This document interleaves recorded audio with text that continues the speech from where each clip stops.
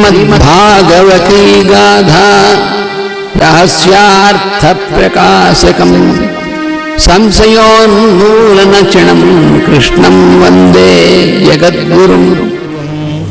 వందే గురుమనంతార్యం వేదమార్గ ప్రవర్తకం ఆయుర్వేదస్య పారజ్ఞం సర్వలోకహితైషిణం శ్రీకైవల్యపదంబు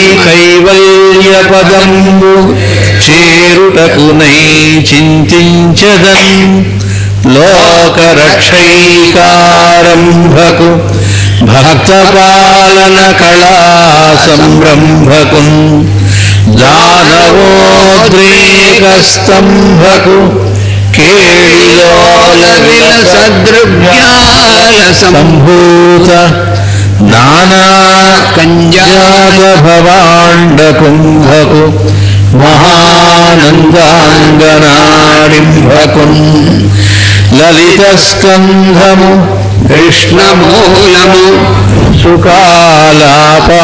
సుకాలాపాభిరామంబు మంజులతా శోభితం సువర్ణ సుమన సుజ్ఞేయము సుందరోజ్వల వృత్తంబు మహాఫలంబు విమల వ్యాసాల వాలంబునై వెలయున్ భాగవతాఖ్య కల్పతరు ఉర్విన్ సద్విజశ్రేయమై సర్వవేదార్థతత్వజ్ఞం వేదార్థ ప్రతిపాదకం పురాణసార సర్వజ్ఞం కృష్ణం వందే జగద్గురుం. ఓం అస్మద్గురుభ్యో నమః.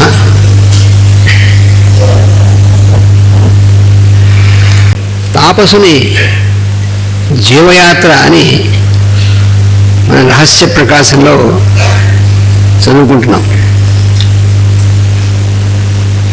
అంటే తపస్సు చేసుకునేటువంటి వాడి యొక్క జీవితం జీవయాత్ర అంటే మన జీవితం కూడా ఒక యాత్రే. అంటే జీవితాన్ని చక్కగా ఒక యాత్ర అంటే పవిత్రమైనటువంటిది కదా యాత్ర అంటే. ఆ విధంగా నడుపుకోవడానికి అందువలన జీవయాత్ర జీవితయాత్ర అంటారు. అది మనందరం కూడా మన జీవితం నడుస్తూ ఉంటుంది, కానీ అది మరి యాత్రగా నడుస్తుందా, మరి ఎలా నడుస్తుంది అనేటువంటిది మన సాధనని బట్టి ఉంటుంది. జీవయాత్ర అనేటువంటిది తప్పకుండా అది సాగుతూ ఉంటుంది. అయితే తపస్సు చేసుకునేటువంటి వాడి జీవయాత్ర అనేటువంటిది ఎలా ఉంటుంది? మామూలుగా మనం సాంసారికమైనటువంటి జీవితంలో మన జీవనయాత్ర అనేటువంటిది ఎలా ఉంటుంది అని అందువల్ల ఇక్కడ తాపసుడి యొక్క జీవయాత్ర అంటే మనం నిత్యము కూడా మనం ప్రతి స్టెప్లోనూ డైలీ లైఫ్లో నిత్య జీవితంలో మనం ఏంటంటే యాత్ర ఎందుకన్నారంటే మనం ఇది ప్రయాణమే, జర్నీ ఆఫ్ ది సోల్ అని మాస్టర్ గారు ఆంగ్ల ప్రసంగం ఒకటి ఇచ్చారు యూరప్లో. జర్నీ ఆఫ్ ది సోల్ అంటే జీవుడు అన్ని జన్మాంతరాల్లో జరిగేటువంటిది ఒక ప్రయాణం. మనందరం కూడా సమస్త జీవులు కూడా వాళ్ళ ప్రయాణం అనేటువంటిది అంటే ఇవల్యూషన్ అనేటువంటి దాంట్లో వాళ్ళ ప్రయాణం అనేటువంటిది జరుగుతూ ఉంటుంది నిరంతరం. జర్నీ ఆఫ్ ది సోల్ అని ఇచ్చారు అందులో. అయితే జీవయాత్ర అనేటువంటిది అయితే మనం భౌతికమైనటువంటి జీవితంలో మనం భౌతిక శరీరాన్ని ధరించి భౌతికమైనటువంటి జీవితంలో మనం ఉన్నప్పుడు మరి భౌతికమైనటువంటి జీవితంలో మనం ప్రతి సన్నివేశం కూడా యాత్ర దీనికి సంబంధించిన జర్నీకి సంబంధించిందే. అందులో ఎన్ని మజిలీలు ఉంటాయి, ఎన్ని ఉంటాయి అందుకని. అయితే దాన్ని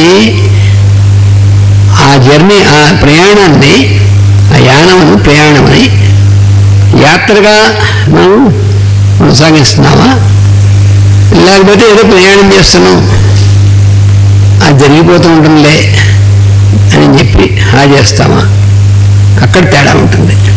దీన్నే ఒక ఆంగ్ల కవి ఒక ఆయన తమాషాగా చెప్పారు. మనం ఏదైనా ప్లేస్కి వెళ్ళామనుకోండి యాత్రకని, అక్కడే ఉండిపోం కదా, మళ్ళీ మన ఒరిజినల్ ప్లేస్కి ఎలా అయితే వెళ్తామో అలా ఈ భూమి మీదకి మనం రావడం అనేది ఇది టెంపరీట, యాత్రాస్థలంగా వచ్చాయంట. అది గుర్తుపెట్టుకొని ఇక్కడే పర్మనెంట్ అనుకోకుండా మళ్ళా మన ఒరిజినల్ ప్లేస్కి వెళ్ళడం కోసం ఈ మధ్యలో వచ్చాం. ఆ ఉన్న కొద్ది కాలంలో ఎందుకు గిల్లి గజ్జాలు, ఏడుపులు, పెడబొబ్బలు, ఇంకోటి ఏడిపించడాలు, లేకపోతే మనం అట్టవడాలు, ఇవన్నీ ఎందుకు? ఆ ఉన్న కొద్దిసేపు యాత్రకు వచ్చినప్పుడు ఎలా హ్యాపీగా ఉందామో అలా ఉండిపోయి అందరినీ మన ప్రెజెన్స్లో ఆనందపరిచి మళ్ళా మనం వెళ్ళిపోదాం అంటాడు ఒక ఆయన. రేపు మనం ఈ 7 రోజులు సప్తాహం ఉంటుండడానికి ఒక యాత్రగా వచ్చాం. సప్తాహానికి వచ్చాం, బాగానే ఉంది, సదుపాయం ఉందని ఇక్కడే ఉండిపోతా ఉన్నాను వీళ్ళు. మనం 7 రోజులు ఉంటేనే మనం ఇక్కడ ఉన్నటువంటి ఆశ్రమంలో ఉన్నటువంటి వాళ్ళకి ఎటువంటి పరిస్థితులు కల్పిస్తున్నాం మనం చూసుకుంటున్నాము. మనం పర్మనెంట్గా ఉండిపోతా ఉంటే వాళ్ళకి పాపం హార్ట్ అటాక్ వస్తుంది. అలాంటి పనులు మనం చేస్తుంటాం, మామూలు వాళ్ళం మనం. అందుకని మనం యాత్రగా వచ్చాం. యాత్రగా వచ్చినప్పుడు అక్కడ మనం ఎలా ప్రవర్తిస్తామో దాన్ని బట్టి మన పాత్ర తెలుస్తుంది.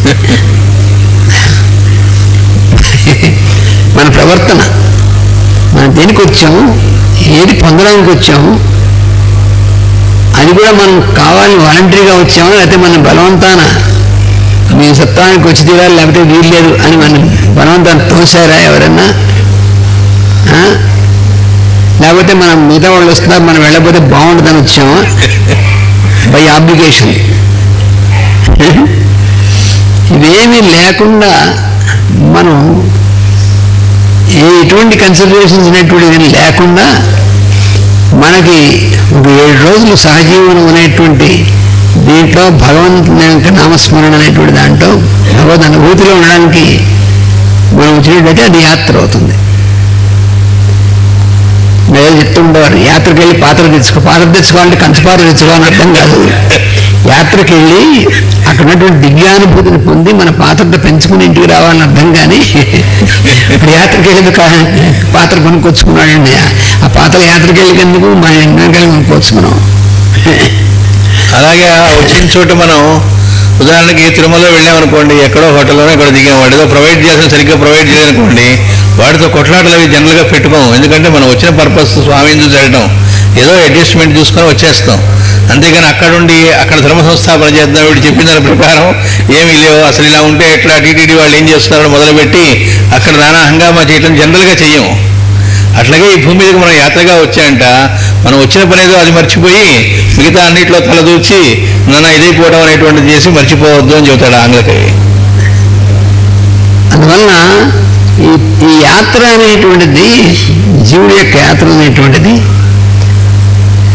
మరి మనం సంసార జీవులం కదా, మనకి మరి తాపసులైనటువంటి వాళ్ళకి మనకి అంటే అందరూ జీవులమే. సంసార జీవుల ఏమిటా అనేటువంటిది మన యొక్క యాటిట్యూడ్ని బట్టి ఉంటుంది. సంసారం అంటే వేరే ఎక్కడ వ్యక్తుల్లో ఉండదు, అది మనకి భాగవతంలో అడుగడుగునా మనకి తెలియజేయబడుతుంది. అందువలన ఇక్కడ దేనికోసం ఇచ్చారంటే అసలు ఈ మనం అంతర్యం భావంతో మన వాసనలో కూడిన సంసారం సుఖం కలదని నమ్మక దాని నిలకడ చూపడు, మరి ఒక మార్గాన్ని సిద్ధి గ్రహించి అంతర్యం భావంతో తిరుగుతూ ఉంటాడు. అంతర్యం భావంతో తిరుగుతూ ఉంటే వాడికి మరి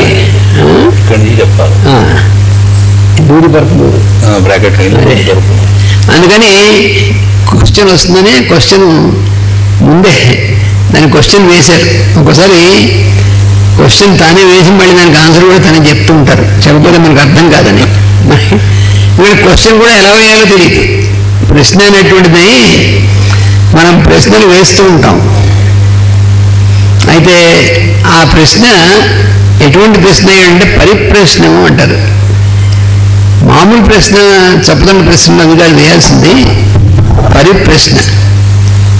పరిప్రశ్న అంటే ఎలా ఉంటుంది అంటే ఒక వాల్మీకి మహర్షి నారద మహర్షిని అడిగింది పరిప్రశ్న. పరిప్రశ్న అంటే ఏ ప్రశ్న వేస్తే లోకోత్తరమైనటువంటి ఒక తత్వం అనేటువంటి ఆవిష్కరింపబడుతుందో అటువంటి ప్రశ్న వేసిన పరిప్రశ్న అంటారు. అందుకని వేదవ్యాసుడు వాల్మీకి వాళ్ళు వేసినటువంటి ప్రశ్న పరిప్రశ్న. మనం వేసే ప్రశ్నని నేషనల్ చెప్తుంటారు. పరమాత్మకి జీవాత్మ పరమాత్మ మేనమామ అవుతాడా, వాడు వీడికి ఇదవుతాడా అని ఇలాంటివన్నీ చెప్పడానికి ప్రశ్నలు పరిప్రశ్నలు కావాలి, అవి కావు అని అలా ప్రశ్నలు ఆమె వేసి దాని సమాధానం కూడా మనం చెప్పడం అనేటువంటిది వేద సంప్రదాయం. వేదంలో కూడా అలాంటి ఎన్నో ప్రశ్నలు వేసి దాని సమాధానం కూడా అక్కడ చెప్పబడి ఉంటుంది వేదంలో.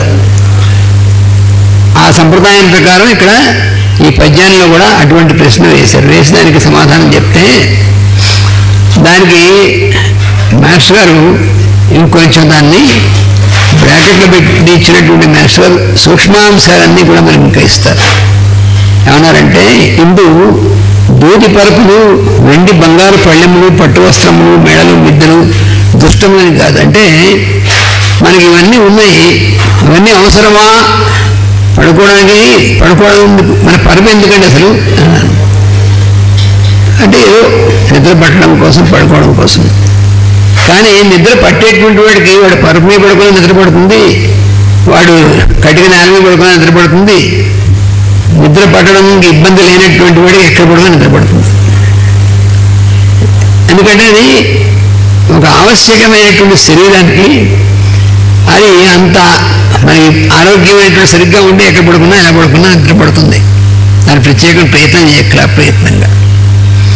అయితే పోనీ అలా అయితే పరుపులు ఉంటే కానీ నిద్ర పట్టదు, లేకపోతే అలా ఫెసిలిటీస్ ఉంటే కానీ నిద్ర పట్టదు, అది ఉండకూడదు.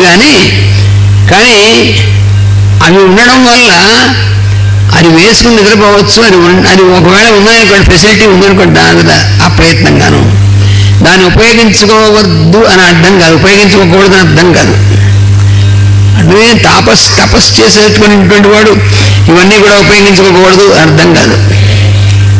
మరి అది కాదండి, ఇవన్నీ నియమాలు ఉన్నాయి కదండి. అంటే మనం ఒక దీక్ష, అందుకని కిందనే పడుకోవాలి. తర్వాత మరి ఆహారం కూడా మనం రోజు తీసుకునేటువంటి కాకుండా మనం ద్రవాహారమే తీసుకోవాలి. ఇవన్నీ కాదు, అది కూడా ఆహారం మరి ఇవన్నీ కూడా లేకుండా మనం సింపుల్గా తీసుకువన్నీ మంచిదే.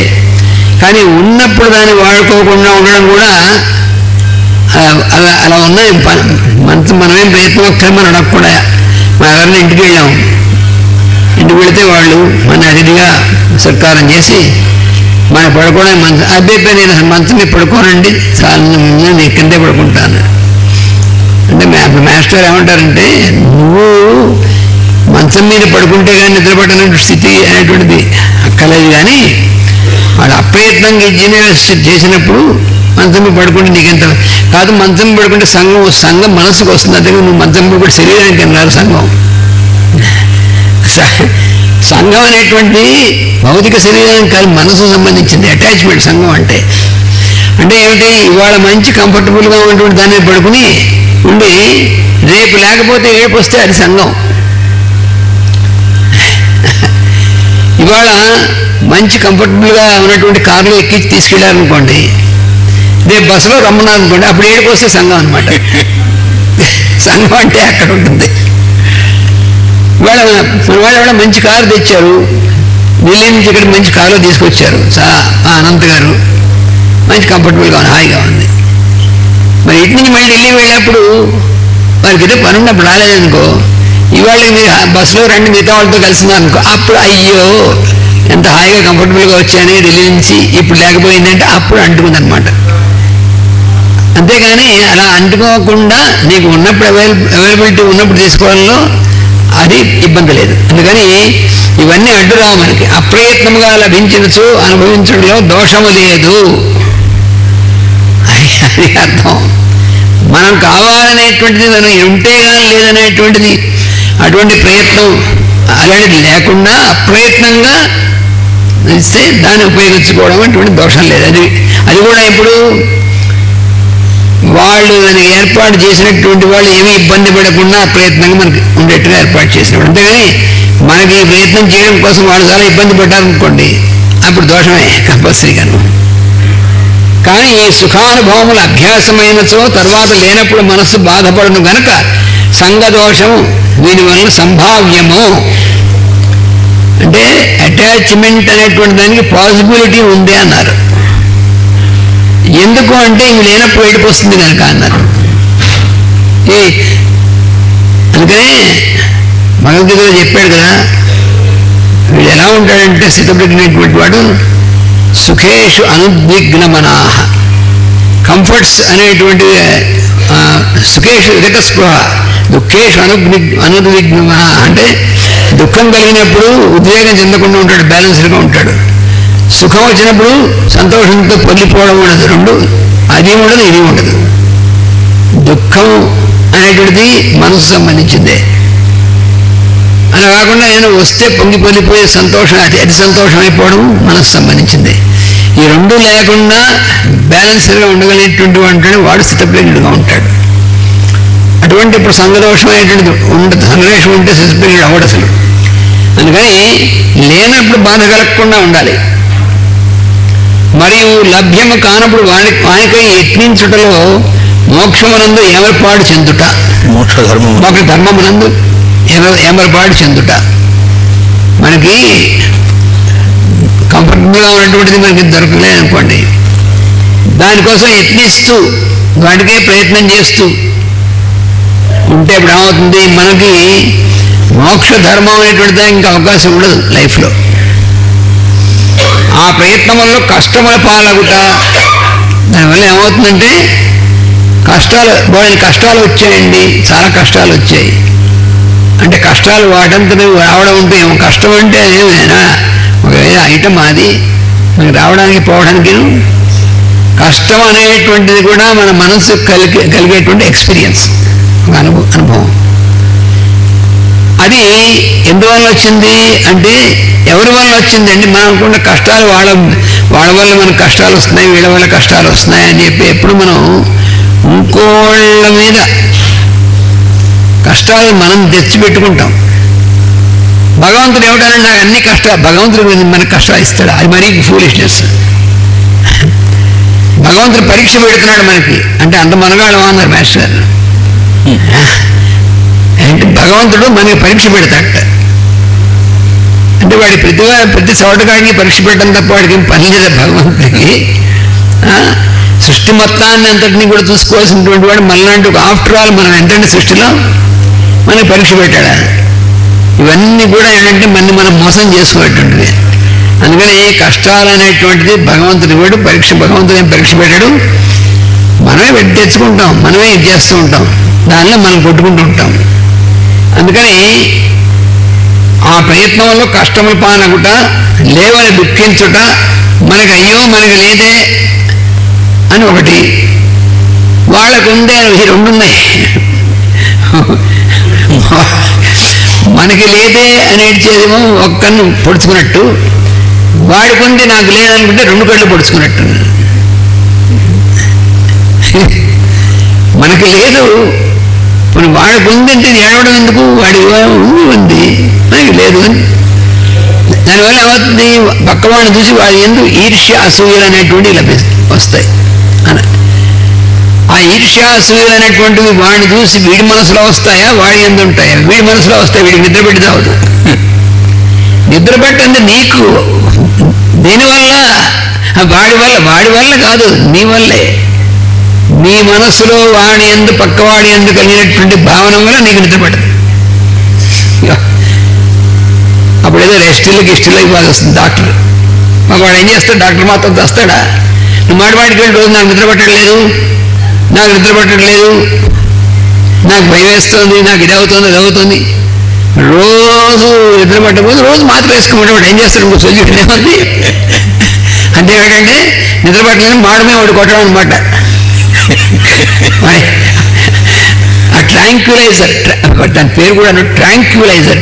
అంటే ట్రాంక్యులిటీ అంటే ప్రశాంతంగా ఉండడం, అది ప్రశాంతంగా ఉండడమే కానీ ట్రాంక్యులైజర్ అని ఐజర్ అనేటువంటి ఉంటే ఉపయోగం లేదు. ట్రాంక్యులైజర్ అంటే వాడు ప్రశాంతంగా ఉన్నట్టుగా భ్రాంతి కలిగిస్తుంది అర్థం ట్రాంక్యులైజర్ అంటే. నిద్ర పట్టినట్టుగా భ్రాంతి కలిగిస్తుంది, నిద్ర నిజంగా పట్టడం కాదు. మామూలుగా సహజంగా నిద్రపెట్టిన వాడు లేచిన తర్వాత హాయిగా ఫ్రెష్గా ఉంటాడు. ట్రాంక్యులైజేషన్ పడుకున్నవాడు రోజు వేసుకోవాల్సిందే, వేసుకున్నా నిద్రపెట్టినా అది లేచిన తర్వాత ఫ్రెష్గా ఉండడానికి అవకాశం లేనే లేదు. ఇవన్నీ ఎందువల్ల వచ్చాయి మనకు నిద్ర పట్టకపోవడానికి కారణం పక్కవాడు అనేటువంటి దాన్ని అక్కడ వచ్చింది మైరవాన్. వాడేం చేశాడు నేను నిద్ర పట్టకపోవడానికి? తన యందు అసమర్థత్వము, దీనత్వము ఆరోపించుకొనుట, ఇవి ఒకటి మన డిప్రెషన్. ఎందుకు డిప్రెషన్ నీకు అంటే నేను వాళ్ళ చేయలేకపోతున్నాను. నువ్వు చేయడానికి ప్రయత్నం చేయి, మంచి పని అయితే. అది వాడు చేసేటువంటిది మంచి పనులనే అని అదికి పనికొచ్చేది అనుకున్నా కూడా చేయడానికి ప్రయత్నం చేయి.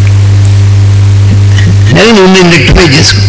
వాళ్ళ చేయలేకపోతున్నాను అనేటువంటిది ఎవరిలా ఎవరు చేయలేరు. మనంగా చేయగలం, ఇంకోళ్ళ ఆ కంపేరిటీ అనేటువంటి కంపారిజన్ అనేటువంటిది ఉంటే అక్కడ ఇబ్బంది. అప్పుడు ఎవరంటే డిప్రెషన్, వాళ్ళ దీనత్వం. ఎందుకు దీనత్వం అండి? ఏమిటో అనండి నేను చేయలేకపోతున్నాను ఇలాగా, ఏమిటో అని. ఉన్నవి దోషములు కూడా సంక్రమింపవచ్చును. ఈ దోషాలన్నీ మనకు సంక్రమిస్తాయి. అన్ని దోషాలు మనం సంక్రమిస్తుంటాయి. ఎందుకంటే ఇది నిస్సంగులైనటువంటి ఇవన్నీ ఎందుకు వచ్చాయి? ఎందుకు నేను సంగము వల్ల అన్నారు. ఈ దోషాలు అనేటువంటివి ఇవన్నీ కూడా సంగము వలన. సంగము అంటే అంటుకోవడము అని అర్థం అండి. స్ట్రైట్ ఆన్సర్ అంటే సంగము అంటే అంటుకోవడం. మరి అదేమిటండి? మరి అన్నీ అంటుకుంటే మరి ఏ పని చేసినా మరి దాని యొక్క ఫలితం ఉంటుంది, అంటుకుంటుంది. ఏ పని చేసినా అంటుకోదు. నువ్వు చేద్దామనుకుని చేసే పని అయితే అంటుకోవచ్చు, కానీ చేయవలసిన పని నీకు ఇవ్వబడింది దాని అవే అంటుకోదు. అందుకని అంటుకోకుండా అనేటువంటిది సంఘం లేకుండా ఉండడానికి ఎలా చేయాలో చెప్పాడు. అది చేయదు, సాధన చేసుకోవాలి. నిస్సంగులైనటువంటి వారు ఎదురుచ్చా లాభమున వారిని అనుభవించినను. ఇక్కడ ఎందుకు చెప్పారంటే ఇది సంఘం ఉన్నవాడు ఎలా ఉంటాడు, సంఘం లేనివాడు ఎలా ఉంటాడు. సంఘం ఉన్నవాడికి ఆ కంఫర్ట్ అనేటువంటి మనసుకు అలవాటు అయిన తర్వాత అది లేకపోతే వాడికి ఇబ్బంది వస్తుంది. నిస్సంగుడైనటువంటి వాడికి ఏం లేదు, ఉంటే ఆ టైం ఉంటే అని అవైల్ చేసుకుంటాడు, లేకపోతే ఏం పర్వాలేదు. ఒక పూట ఆహారం దొరకలేదు, మంచినీళ్ళు తాగి హాయిగా ఉంటాడు. అందుకని నాలుగు దిక్కుడు నిన్నంత బ్రహ్మాండంగా హాయిగా దొరికింది, ఇవాళ దొరకలేదు. వాడు అంత ముందు రోజు హాయిగా దొరికిందంటే బాగా మేసాడు అనమాట. ఎంతవరకు కావాలంతవరకు కాకుండా రుచిగా ఉంది కాబట్టి మరి కాస్త మేసాడు అనుకోండి, అయ్యో ఇవాళ దొరకలేదని ఏడిపోస్తుంది. ఎక్కడికక్కడే ఈ సంఘం ఉంటేను అటాచ్మెంట్ అనేటువంటిది ఉంటే, అంటే నీకు అటాచ్మెంట్ లేకుండా నువ్వు పనిచేయి, దానివల్ల ఇబ్బంది రాదు. అటాచ్మెంట్ అనేటువంటిది పెట్టుకున్నావా ఇబ్బంది పడతావు అంతే. అక్కడ పెద్ద విషయం ఏం కాదు, విషయం చిన్నదే కానీ దాన్ని మనం అభ్యాసం చేయకూడదు అయిపోయింది. అందుకని ఈ సుఖములు ఉన్ననాడు లేనినాడు భేదములైన స్థితి కలగవలను, అది కావాల్సిందే. అంటే నువ్వు ఇవాళ కారులో ఏసీలో కారులో వెళ్ళడం అనేటువంటిది ఇవాళ ఉండి, రేపు అలా వీలు లేకుండా నువ్వు మామూలు ట్రైన్లోనూ మెట్రోలోనూ బస్సులోనూ వెళ్ళాల్సింది రెండు ఒకటే. వాడికి ఏం లేదు.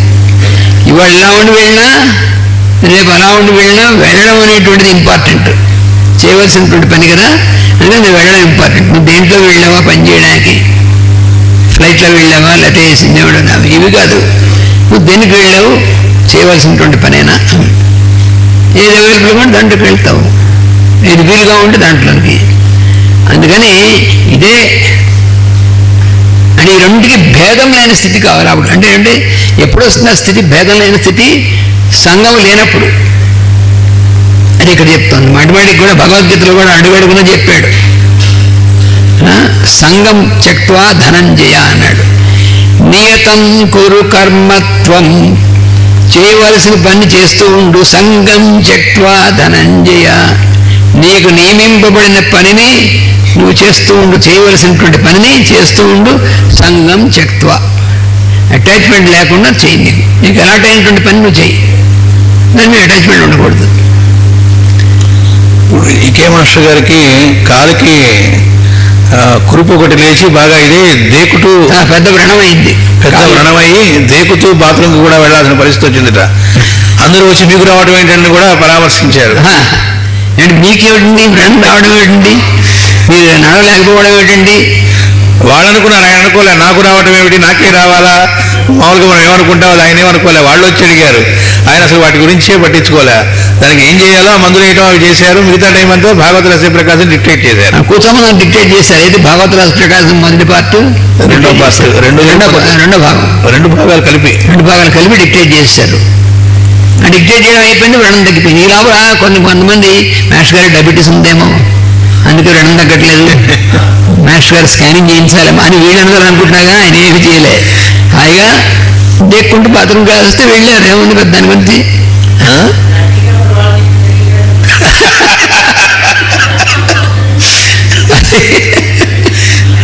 ఆవిడ చాలా మంది కామెంట్స్. మరి మీ మా పిల్లలు కదా, నేను పెద్దవాడిని కదా, మీరు కూడా చెప్పచ్చు కదా నాన్నగారికి. ఏమిటండి ఏం చెప్పాను అంటే, ఏమో ఆయన షుగర్ టెస్ట్ చేయించచ్చు కదా. షుగర్ చేయించాలంటే ఆయన మాకు చెప్తారు, చేయిస్తాం, మీరే కంగారు పడకండి. అలా ఉండేది అన్నమాట పరిస్థితి. ఏ సంఘం అంటుకోలేదు ఆయనకి ఏం అంటుకోలేదు. ఎందుకని అంటే, అయ్యో నాకు వ్రణం వచ్చింది అనుకోలే, అది అక్కడుంది అంత రహస్యం. అయ్యో నాకు ఇంత వ్రణం వచ్చింది అనుకోవాలి, నాకు ఆయన అనుభవించలేదు. అది నా కాలికి వ్రణం వచ్చింది, అంతేగాని తనకేం వ్రణం రాలి. అదేవిడండి రామకృష్ణ పరమహంస గారికి అంతే కదా. రమణ మహర్షి గారికి పెద్ద వ్రణం వచ్చింది. వస్తే అందరూ ఇంత వ్రణం, ఆయన ఏం లేదు. అంటే మరి దాంట్లో ఇన్ని పురుగులు అవి కూడా వస్తుంది అని పాపం వాళ్ళు కూడా కాసేపు మనతో కలిసి ఉండడానికి వచ్చారు. తర్వాత వెళ్తారు. ఎక్కడా కూడా వాళ్ళకి అటువంటి స్థితి ఉండదు. ఇది రెండుకి భేదం లేనటువంటి స్థితి ఉండాలి. అంతేగాని మంచం ఉండగా కావాలని నేలపై పడుకొని తపస్వి జనమని గర్వింపరాదు. అదొకటి. ఏమంటే మంచం ఉంది వేసుకోండి అంటే, నేను తపస్సు చేసేటువంటి వాళ్ళైతే నేను యోగిని, నీ యోగం అంతా మంచం పడుకుంటే ఏం పాడైపోదు.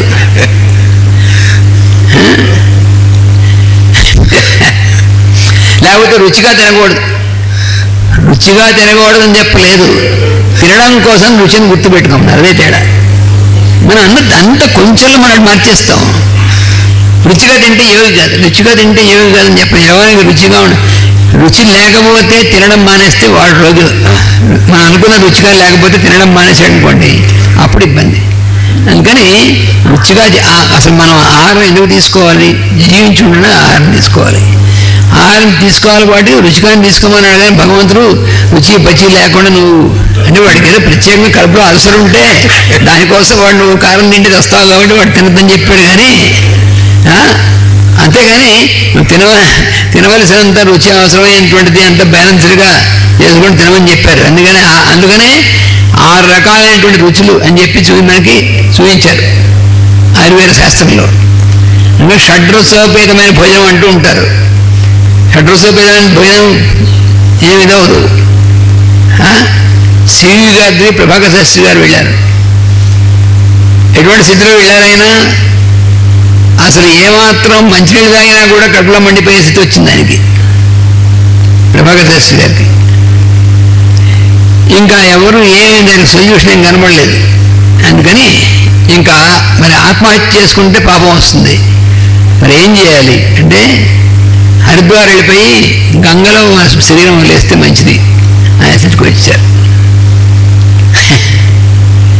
మంచినీళ్ళు కూడా తాగితే మండిపోతే మరి ఏం చేస్తారండి పాపం, అల్సర్ కూడా డీప్గా వచ్చింది. సరే అయితే ఇంతలోకే కుంభకోణం ఒకసారి వెళ్ళమని ఎవరు చెప్పారట. ఆ కుంభకోణం వెళ్ళరా అనేప్పటికీ సరే వెళ్ళొద్దాం వెళ్ళొద్దాం అనిపించగానే ఏదో హాయిగా ఉండడం అనేటువంటి ఇచ్చింటారు.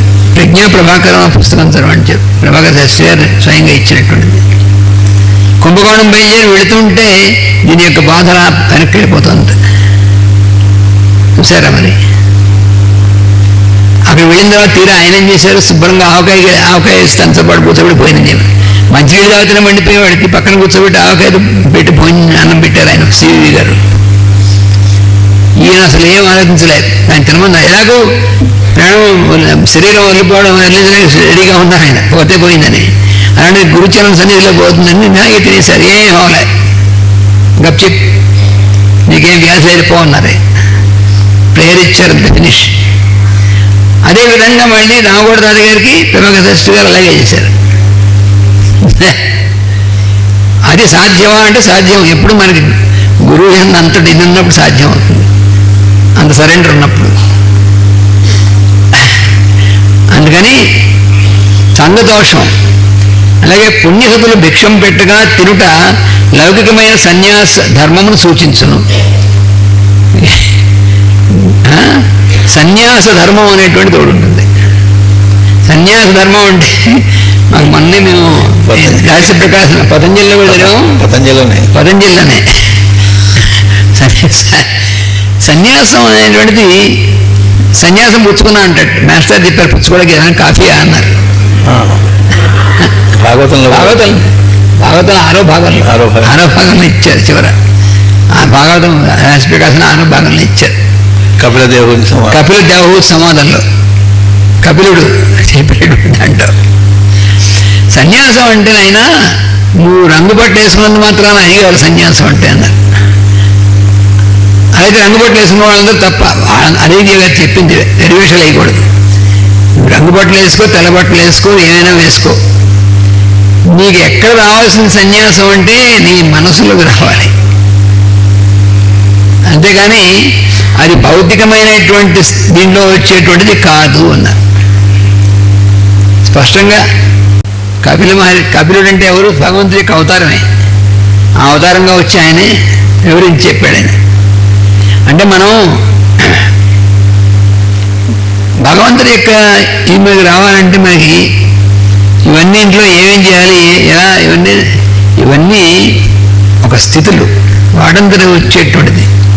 అంతేగాని నువ్వు దానికోసం ప్రత్యేకంగా షోయి అంటారు చూసారా, అంటే అవతల వాడికి నాకు సన్యాసం అని వచ్చిందని చెప్పడానికి.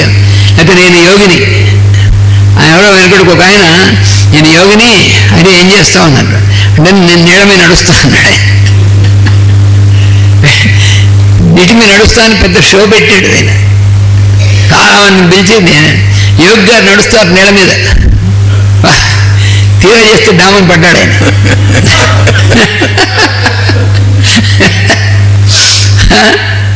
ఇంకో ఆయన యాసిడ్ తాగాడు. మా మాస్టర్ ఇచ్చిన దాంట్లో ఉంది. అరే యాసిడ్ తాగాడు, ఆయన యాసిడ్ తాగాను. ఎందుకు తాగామన్నాడు. నేను యోగిని అనుకున్నాను. ఎవరు యోగి యాసిడ్ తాగాల్సిన అవసరమే ఉంది పిచ్చివాడవా? హాయిగా మంచినీళ్ళు తాగమని భగవంతుడు చెప్తే మంచి తాగే పాలు తాగులతే మంచినీళ్ళు తాగని భగవంతుడు వస్తే యాసిడ్ తాగడం ఎందుకు? నువ్వు యాసిడ్ తాగితే యోగువే అంటే అవతల వాడిని భయపెట్టడం. వారు యోగి గారు వాడు యాసిడ్ తాగారు, నువ్వు తాగితే అవతల ఏం చేస్తావు వాడికి? ఇవన్నీ వేషాలన్నీ. అందుకని పుణ్యసుతులు భిక్షం పెట్టగా తినుట లౌకికమైన సన్యాస ధర్మం సూచించును. మనం లౌకికమైనటువంటి సన్యాస ధర్మం అనేటువంటిది. దీనికి భారతంలో కూడా కథ ఉందండి. చాలాసార్లు మనం చెప్పుకున్నా మర్చిపోతూ ఉంటాం. వాడెవడో కౌశికుడు అని వాడు ఉన్నాడు. వాడు సొంతంగా ఏ పని చేసుకోవడం అలవాటు లేనటువంటి వాడు వాడు బైరాగం. బైరాగంటే ఆ విధంగాను, నిజంగా వైరాగ్యం వల్ల బైరాగ్ కాదు. వాడు హాయిగా ఆ టైంకి వెళ్ళి భిక్ష బాధితే ఎవరో తల్లి పెడతారు, తెచ్చుకున్నాడు, తింటున్నాడు, చెట్టు కింద పడుకుంటున్నాడు, బాగానే ఉంది. సరే ఏదో చేస్తున్నాడు. వాడు ఏమనుకున్నాడంటే వాడు నేను బైరాగిని, నేను సన్యాసిని అని వాడు తనకేదో పవర్స్, తనకు శక్తులు వచ్చాయనుకున్నాడు. వాడు నాకు వైరాగ్యం వచ్చింది కాబట్టి శక్తులు వచ్చాయని.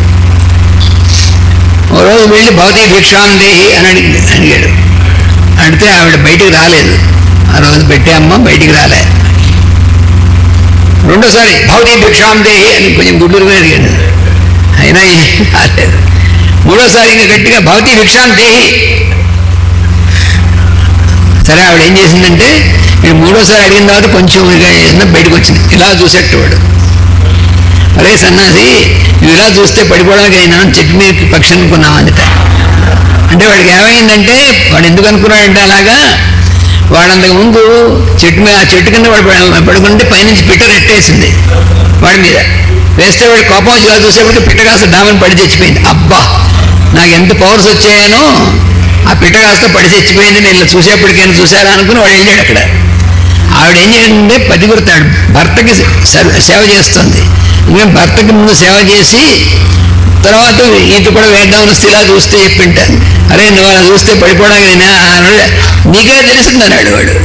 అదేమిటి నువ్వు ఇంట్లో మనకు మామూలుగా హౌస్ వైఫ్ నువ్వు, పైగా నాకు అక్కడ అడవిలో జరిగి నీకెట తెలుసు అన్నాడు. అదేంటో అది పెద్ద విషయం కాదు, ఎందుకంటే నేను నా ధర్మాన్ని నా స్వధర్మాన్ని నేను ఆచరిస్తున్నాను, అందువల్ల ఇది తెలియని పెద్ద విషయం కాదు. అమ్మ అయితే నేను నా జ్ఞానం నేర్పుతాను, నాకు నా శిష్యుడు నేను కాదు జ్ఞానం నేర్పాల్సింది మా గురువు ఒక ఆయన ఉన్నాడు, నీకు కావాలంటే ఆయన ఎటరిస్తాను పో ఎందుకు. ఆయన ధర్మవ్యాసుడు అక్కడ పంపించి అని మన భారతంలో కథ ఉంది. ఆయనే ఆ ధర్మవ్యాసుడు ఈయన వెళ్ళినప్పటికి ఏం చేస్తున్నాడు, మాంసం ముక్కలు చేసి అమ్ముతున్నాడు. అచ్చి చీ ఎందుకు పంపించాడు. జ్ఞానం కోసం నాకు గురువు అడ్రస్ చెప్తే ఆవిడేమో ఈ అడ్రస్ ఇచ్చిందేమిటి అనుకున్నాడు. ఏం చేశాడు, కొంతసేపు కూర్చోండి స్వామి తమరు కాసేపు కూర్చొని వేచి ఉండడని చేసి అయిపోయిన తర్వాత ఆ కొట్టు కట్టేసి దాని శుభ్రమైన అయిపోయి వచ్చి స్వామి స్వయం పాకం ముందు మీకు ఇస్తాను, అవి మీరు వండుకుని తిని అయిన తర్వాత మనం మాట్లాడుకుందాం. ఆ తర్వాత సరే తల్లిదండ్రులు వాళ్ళని సేవ చేసి వాళ్ళకి చేసి వచ్చాడనమాట. సరే తర్వాత అన్నాడు, ఆడు పంపించింది నువ్వు వచ్చావంటే రాంగ్ అడ్రస్కి వచ్చామో అనుకున్నా నేను, మరి నువ్వేమిటయా ఈ మాంసం అమ్ముతున్నావు, నువ్వేం జ్ఞానం అని చెప్పిందండి. నేను మాంసం అమ్ముతున్నానంటే మాంసం నేను ఏ జంతువుని చంపలేదు, నేనేనాడు తినలేదు, కానీ నా తల్లిదండ్రులని నా భార్య పిల్లల్ని పోషించుకోవడానికి నాకు ఉన్నటువంటిది ఇది. అందుకని ఎవరో తెచ్చిన దాన్ని నేను దాన్ని తిరిగి అమ్మి ఆ వచ్చిన దాంతో వాళ్ళని పోషణ చేస్తున్నాను. అలాగే నా ఇంటికి ఎవరినో వస్తే వాళ్ళకు కూడా నేను అంతా ఎంతో ఏదో చేస్తాను. అప్పుడు వీడికి అర్థమైంది. అందుకని అంటే ఏమిటి, మాస్టరు ఇందాక చెప్పిన సందర్భంలో మాస్టర్ చివరిలో మాట ఇచ్చారు, అది మరీ టమాటగా చెప్పారు సార్. వాడు ఇతరుల హితం కోసం తిరిగేటువంటి వాడు ఒక ఉంటాడు. అతను భార్య పిల్లలు ఇంట్లో ఇవన్నీ అంటే ఉన్నాడు కానీ వాడు అటువంటి ఆయన వాళ్ళనే కాకుండా ఇంకా ఎవరికైనా హితమైనటువంటి ఎవరికైనా రక్షించాలి, ఎవరికైనా చేయాలంటే అన్నిటి కోసం ఒక్కోసారి ఇంటికి రాకపోయినా ఎక్కడ ఎవరికోసరం ఏది హితమైనటువంటి దాన్ని తిరుగుతున్నటువంటి వాడు ఒకళ్ళు. ఇలా ఉన్నటువంటి వాడిని చూసి మళ్ళీ ఇంకొకరిని చూస్తే వాడు తిరుగుతూ ఉంటాడట. ఎందుకు తిరుగుతుంటాడంటే రోజుకు ఒక వేసి ఇంటికి వెళ్తుంటే అడ తిరుగుతుంటట్టు వాడు ఉంటే ఈ వాడు తిరగడానికి వీడు తిరగడానికి ఉన్నటువంటిది ఉందే ఎంత వ్యత్యాసము. ఆ రెండు ఒకటి అనుకుంటే మనం ఫూల్ కదా మనం. అంటే ఇల్లు వాకిలి వదిలేసి తిరుగుతున్నట్టు, ఎందుకు ఇల్లు వాకిలి వదిలేసి తిరగడం అంటే వాడు అటువంటి వాళ్ళు యతీశ్వరులు. అది వాళ్ళందరి హితం కోసం తిరుగుతున్నటువంటి వాళ్ళు అంటే వాడు సన్యాసం అనేటువంటిది వేరే విరక్కలు లేకపోయినప్పటికీ వాళ్ళు దీంట్లో ఉంటారు. అంతేగాని అటువంటి వాళ్ళని చూసి మనం వీడిని కూడా అలాగే అనుకున్నాం అనుకోండి, ఆ రెండుకి అసలు సంబంధమే లేదు అసలు. అది మాస్టర్ అటువంటి ఎగ్జాంపుల్ ఇచ్చారు అక్కడ. మాస్టర్ గారు ఇంకోటి కూడా చెప్పారు, మనుస్మృతిలో ఆ యత్యాశ్రమంలో ఉండేవాళ్ళు అంటే బ్రహ్మచర్యాశ్రమం, గృహస్థాశ్రమం, ఈ స్టేజెస్ అన్ని చెప్పుకుంటూ ఆ స్థితిలోకి వచ్చినటువంటి వాళ్ళు ఎలా జీవిస్తారు అనేది మనుస్మృతిలో అది కోట్ చేస్తూ అనగ్ని నరికేతన, ఇంకా వాళ్ళు నిత్యాగ్నిహోత్రం చేయడం, సంధ్యావందనం చేసుకోవడం ఇట్లాంటివి ఏవి ఇంక ఉండవు. ఉండవు. అంటే ఉండడం అంటే ఎగ్గొడతారని కాదు, వాళ్ళు ఆ టైంను కూడా పూర్తిగా పరహితానికి సంబంధించి చేస్తూ ఒక చోటే ఉండడం అనేది లేకుండా తిరుగుతూ ఉంటారట. వాళ్ళు లోకహితం చేస్తూ చేస్తూ ఉన్నప్పుడు మరి వాళ్ళకి ఎట్లా అంటే మొహమాటం లేకుండా అడుక్కుంటారు అన్నారు. ఆ అడుక్కోవడం అంటే ఇంకోటి మీద ఆధారపడటం కోసం కాదు, వాళ్ళ ఈ బెగ్గింగ్ అవ్వదు అది. నెక్స్ట్ ఎక్కడైతే స్వీకరిస్తున్నారో వాళ్ళకి తీసుకున్న దానికి 10 వీళ్ళు ఉపయోగపడుతూ ఉంటారు అనేక రకాలుగా లోక సమాజానికి. అలా చేస్తూ జీవించేటువంటి వాళ్ళు ఎవరైతే ఉంటారో వాళ్ళని అది యతి స్థితి అన్నారు. అది మాస్టర్ గారు అలా తిరిగిన వాళ్ళే, ఆయనకి కుటుంబము భార్య పిల్లలు ఉన్నారు. కానీ ఆయన ఒక చోట అంటూ ఉండకుండా ఆయన చివరికి పూజ కూడా వేరే వాళ్ళకి అప్పచెప్పి ఆ టైంను కూడా అలా చేస్తూ, ఎవరో అడిగితే పూజ మరి మీరు మానారు కదా అంటే నేను మానినట్లు మానితే మీరు కూడా మానచ్చు అన్నట్టు ఆయన. మరి అట్లా పొద్దుగు తిరుగుతూ ఒక్కోసారి 4 నెలలకు 5 నెలలకు మళ్ళీ ఇంటికి తిరిగి వస్తూ, ఆ ఎగ్జాంపుల్ ఆయనదే. అలా తిరిగిన వాళ్ళకి అది యతి అనేటువంటి స్థితికి. అందుకే తెల్లబట్టల్లో ఉన్నటువంటి ఆయన యతీశ్వరుడు, ఆయన నేను ఎర్రబట్టల్లో ఉన్నటువంటి సంసారం నేనని యతితుల వారు ఎప్పుడు అనేవారు. అలాగా పుణ్యయుగులు భిక్షం పెట్టగా తినట లౌకికమైన సన్యాస ధర్మం సూచింది. కానీ ఇది అపరిగ్రహ ధర్మమునకు వ్యతిరేకము. యత్యాశ్రమ ధర్మములను అప్రమత్తుడై ఆచరించువానికి ఇది దోషం కాదు. అంటే ఇక్కడ క్లారిటీ ఒకటి ఇవ్వాలి, మాస్టర్ గారు ఇచ్చిందే. వాడెవడో ఆసనాలు స్థిరసుఖం ఆసనాలు దానికి ఎక్స్ప్లెనేషన్ ఇస్తూ మాస్టర్ గారు ఇచ్చారు అక్కడ. ఇప్పుడు ఆసనాలు అనేటువంటివి ఎక్కడ భగవద్గీతలో కానీ పతంజలి కానీ ఇవ్వలేదు. ఆసనం అనే పదం ఉంది అంతవరకు తప్ప మనం లోకంలో అనుకునే ఆసనాలు ఏవి ఇవ్వలేదట. మాస్టర్ గారు హాస్యంగా అంటారు, ఈ ఆసనాల సంగతి కొన్ని పతంజలికి తెలియదు అనుకుందాం, మరి కృష్ణుడు కూడా చెప్పలేదు. కృష్ణుడు మర్చిపోయాడు అనుకుంటే కనీసం అర్జునుడు కూడా అడగలేదు. 376 ఆసనాలు ఏవో ఉన్నాయిట. యోగ స్థితిలో నేను యోగ సాధన చేస్తానని రోజు ఆసనాలన్నీ వేస్తూ కూర్చున్నాను అనుకోండి, వాటికే టైం సరిపోతుంది. అప్పుడు వాడిని ఎవడు పోషించాలి? నేను యోగం చేసుకుంటూ ఉంటే నన్ను పోషించండి అన్నాడు అనుకోండి, అది యోగం ఎలా అవుతుంది? ఇంకెవడో వీడిని పోషించాల్సిందిగా ఉంటే అపరిగ్రహం ఎక్కడ ఏడుస్తుంది? అపరిగ్రహం లేకుండా యోగం ఎక్కడుంది? అంటే అక్కడ ఆసనం అంటే అర్థం ఇది కాదని చెబుతూ చెప్పారనమాట. అట్లాగే నేను సాధన చేసుకుంటా, లేకపోతే నేను నలుగురు కోసం జీవిస్తుంటా, నన్ను మాత్రం మీరు పోషించండి అని ఎవడైనా అన్నట్ట అంటే అది ఎట్టి పరిస్థితుల్లో పుస్తకది అక్కడ, అది ఇది ఒకటి కాదు అని చెప్పటం అనమాట. నువ్వు సాధన చేసుకోవడం నువ్వు బాగుపడడానికి, కానీ నేను సాధన చేసుకుంటున్నా కాబట్టి నన్ను అందరూ మీరు పోషించాలంటే వాడు పనికిరాని వాడు అనమాట వాడు. అందుకని ఆ గృహస్థులకు తాను నిత్యము మేలు చేయొచ్చు, దాన్ని నారాయణ సేవగా భావించును. తాను చేసిన సేవలో 10వ వంతుగానో 25వ వంతుగానో వారు పెట్టిన భోజనం స్వీకరించి దానిని కూడా భిక్షగా భావింపవలెను. ఎవరన్నా మనం భిక్షగా స్వీకరించినప్పుడు వాళ్ళు మనకి ఇచ్చినటువంటి ఏదైతే ఉందో వాళ్ళకి మనం ఏం చేసామో దానిలో 10వ వంతు 10వ వంతు అంతవరకు మాత్రమే వారు ఇచ్చినటువంటి దాన్ని స్వీకరించవచ్చు. అంటే ఏదో మనం వెళ్ళామనుకోండి, వాళ్ళు మనకి బట్టలు పెట్టారట. వాళ్ళు ఎందుకు పెట్టారు పాపం? వాళ్ళు ఉన్నటువంటి వీళ్ళ మీద ఉన్నటువంటి ఒక మంచి భావంతో వీళ్ళని సద్వినియోగాన్ని మంచి చేస్తారని పెట్టారు అనుకోండి. అది బట్టలు పెట్టారు. పెడితే అక్కడ మనం ఎలా ప్రవర్తించాలి? అది తీసుకోవచ్చా తీసుకోకూడదా? అపరిగ్రహం అనేటువంటిది తీసుకోకూడదు, అపరిగ్రహం ఉండాలి మనకి, తీసుకోకూడదు. కానీ వాళ్ళు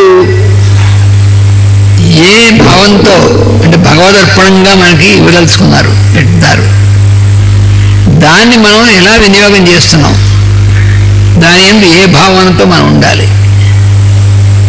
ఆ భావన దగ్గర ఉంది పరిగ్రహమా అపరిగ్రహమా అనేటువంటిది. అంటే పరిగ్రహం అంటే తీసుకోవడం, అపరిగ్రహం అంటే తీసుకోకుండా ఉండడం. ఈ రెండుకి మధ్యలో డిస్టింగ్విషింగ్ ఇది ఎలాగా అని మనకి ఎప్పుడు కూడా అపరిగ్రహంగా ఉండాలంటారు. మళ్ళీ ఇలాంటివన్నీ ఎలాగా అని అంటే నువ్వు ఏది కూడా ఇలా నువ్వు చెయ్యి అనే డిమాండ్ అనేటువంటిది కానీ సజెషన్ అనేటువంటిది కానీ నువ్వేం చేయకూడదు. కానీ వాళ్ళు సద్భావన ఎందు దీన్ని నువ్వు సరిగ్గా వినియోగిస్తావు అనేటువంటి ఆ భావంతో నీకు ఇచ్చేశారు. అది భగవత్ ప్రసారంగా స్వీకరించి దాన్ని నువ్వు సద్వినియోగం చేయొచ్చు. అప్పుడు అపరిగ్రహం. అంతేగాని నేను వాళ్ళకి ఎంతో ఉపకారం చేస్తున్నాను కాబట్టి వాళ్ళు నీకు వాళ్ళు నా ఇల్లు భక్తి ఇస్తున్నారు, అది పిచ్చివేషాలు. నువ్వు వాళ్ళకి ఉపకారం నువ్వు చేసేటువంటిది ఇంకోళ్ళకి మనం చేసినటువంటి ఉపకారం అనేటువంటి దాన్ని గుర్తు అసలు పెట్టుకోకూడదని చెప్పారు. ఇంకొకళ్ళు మనకి చేసిన ఉపకారం మనం గుర్తుపెట్టుకోవాలి తప్ప మనం ఇంకోళ్ళు చేసిన ఉపకారాన్ని అసలు గుర్తుపెట్టుకోకూడదు. కానీ మన దగ్గర రివర్స్గా ఉంటుంది. కొంచెం చిన్న ఇది చేసామనుకోండి, ఇంకా వాళ్ళు మనం వాళ్ళకి చేసినటువంటిది వాడు చెప్పడం మర్చిపోతే మనం గుర్తు చేస్తుంటాం. అప్పుడు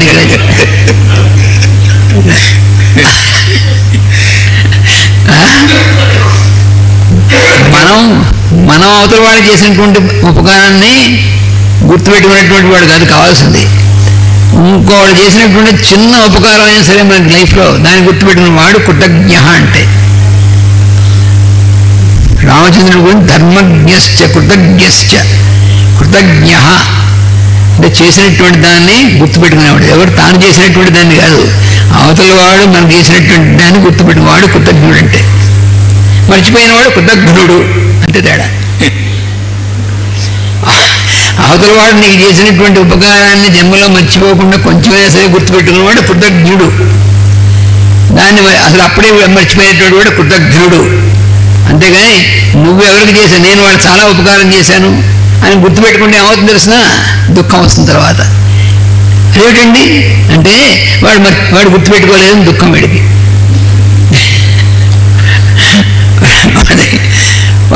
అంటే ఆబ్లిగేషన్తో కూడినటువంటి ఉపకారం పనికిరాదు, దానివల్ల దుఃఖమే వస్తుంది. మాస్టర్ గారు ఎగ్జాంపుల్ చెప్పారు.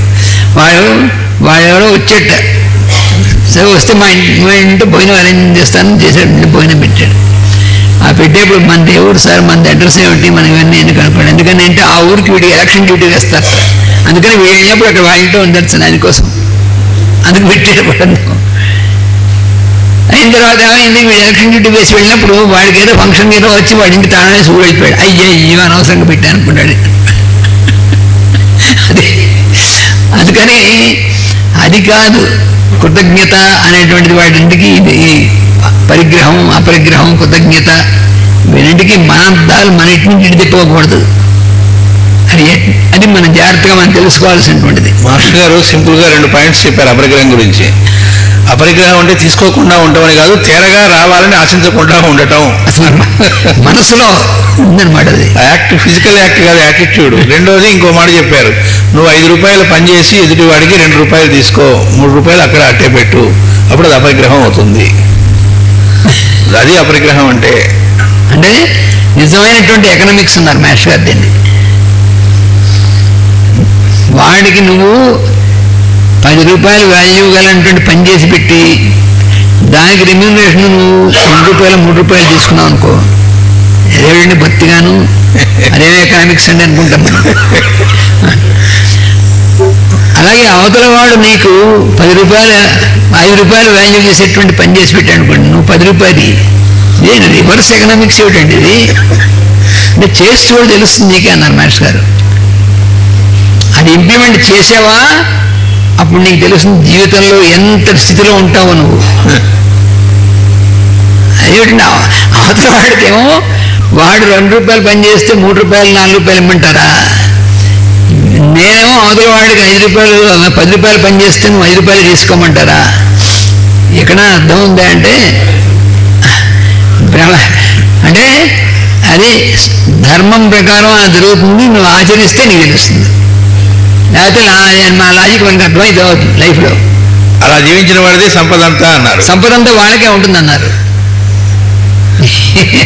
అంటే సంపద అంటే ఏమిటి మళ్ళీ అర్థం? సంపద అంటే బంగారం ఇళ్ళు కరెన్సీ ఇది కాదు సంపద అంటే. అది గుర్తుపెట్టుకోవాలి మనం.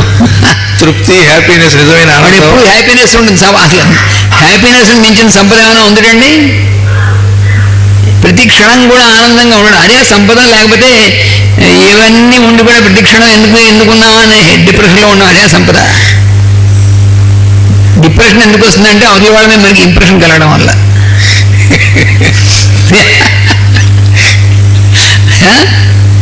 ఏమిటోనండి ఎప్పుడు డిప్రెషన్. ఎందుకు ఏం మాయడం డిప్రెషన్కి? నీ పక్కన ఉన్నటువంటి వాడిని గురించినటువంటి ఇంప్రెషన్ నీకు అడిగితే అప్పుడు డిప్రెషన్ వస్తుంది. పిచ్చివాష అయ్యకూడదు మనం. అంటే ఎక్కడ కారణం మనలో ఉంటుంది కానీ అవతల వాళ్ళలో ఉండదు. అది మనం గుర్తుపెట్టుకోవాల్సింది. మన డిప్రెషన్కి అవతల వాడు కారణం ఎందుకు అవుతాడు?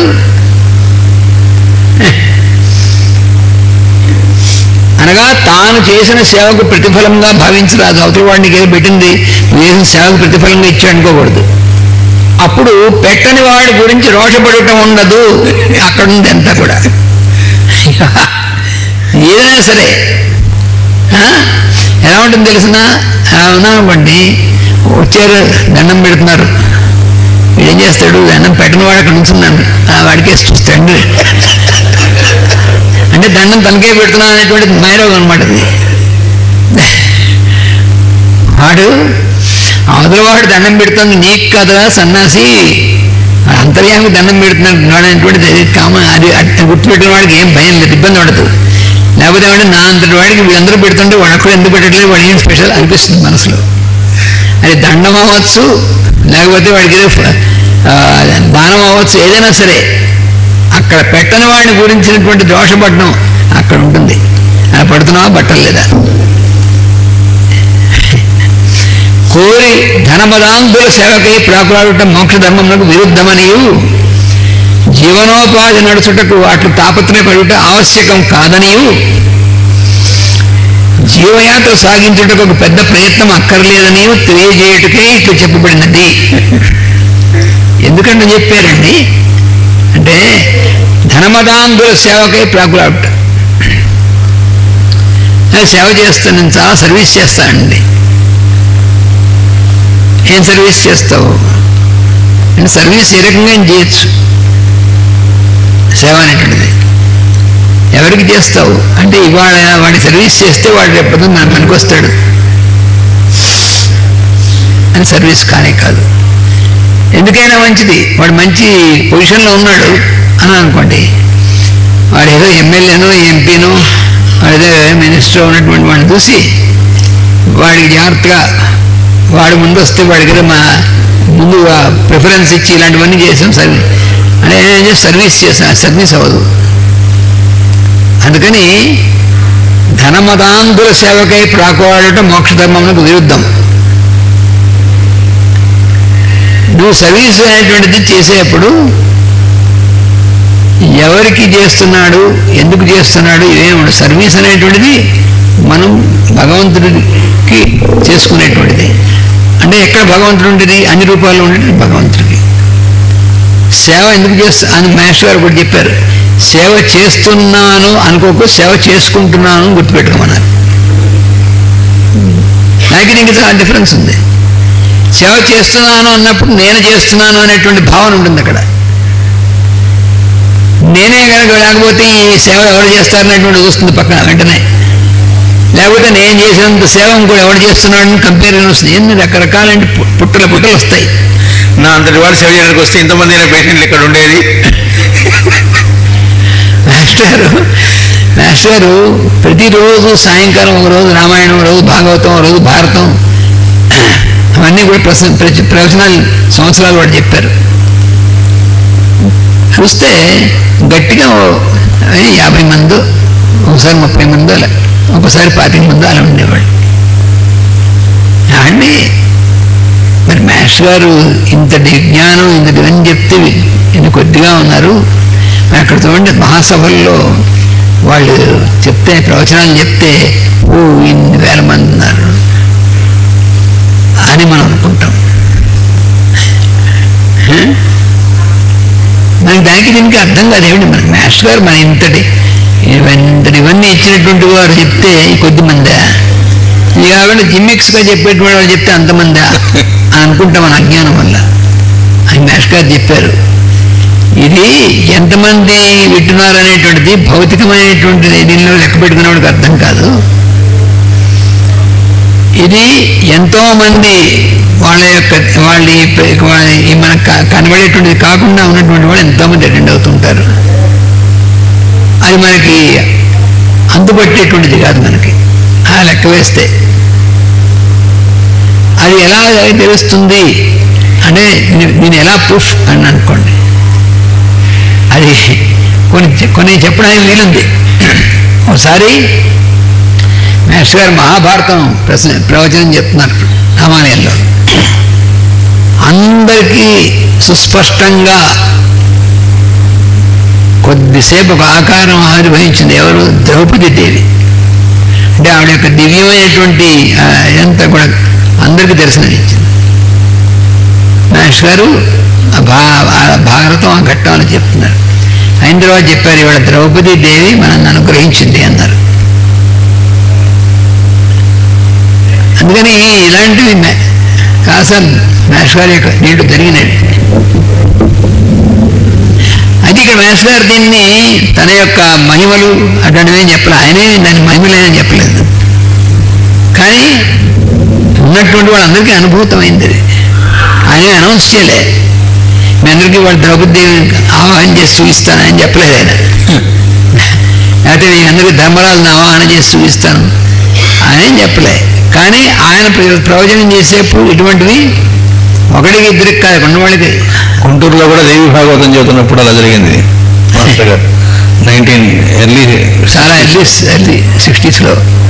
అందుకని ఇట్లాగా కోరి మదాంధుల సేవకై ప్రాకులాడటం మోక్షధర్మం విరుద్ధమనియు, జీవనోపాధి నడుచుటకు తాపత్రయపడటం ఆవశ్యకం కాదనియు. అందుకని మన జీవనోపాధి దానికోసం తాపత్రయపడాల్సిన అవసరం. అంటే మనకి ఏదో ఉద్యోగం రావాలనుకోండి, ఎందుకైనా మంచిదని మనం వాళ్ళ దగ్గర మనకి ఏదో రికమెండేషన్ కోసం దేనికోసం మనం చేస్తూ దానికోసం దీని కనెక్షన్ పెట్టామనుకోండి, సేవ మనం చేసేటువంటి సేవ అటు కనెక్షన్ పెట్టామనుకోండి దాని రికమెండేషన్ కోసం, అప్పుడు ఉపయోగం లేదు. అందుకని నీ జీవనోపాధి నడిచేందుకోసం ఈ తాపత్రయాలు అక్కర్లేదన్నారు. జీవయాత్ర సాగించుటకు పెద్ద ప్రయత్నం అక్కర్లేదని తెలియజేయటగా. అందుకని అల్టిమేట్గా ఏమిటి? జీవయాత్ర మొట్టమొదటి హెడ్డింగ్ అది పెట్టారు కదా, తాపసున్న జీవయాత్ర అన్నారు. జీవయాత్ర నడవడానికి నువ్వు అంత పెద్ద ప్రయత్నం ఏం చేయక్కర్లే, నడుస్తూ ఉంటుంది. అందుకని దారుణమైన ఎగ్జాంపుల్ ఒకటి ఇచ్చారు మాస్టర్ గారు. దానికి కుక్కలు పందులు కూడా పిల్లల్ని కంటున్నాయి, అవి పోషిస్తూనే ఉన్నాయి, మనం పోషిస్తున్నాం. దీనికి నువ్వు చేస్తున్న అచీవ్మెంట్గా ఎలా ఫీల్ అవుతున్నావు అన్నారు. పెద్ద అచీవ్మెంటా అన్నారు. నా భార్య పిల్లల్ని పోషిస్తున్నాను గొప్పగా, అది పెద్ద గొప్ప విశేషమా అన్నారు. అది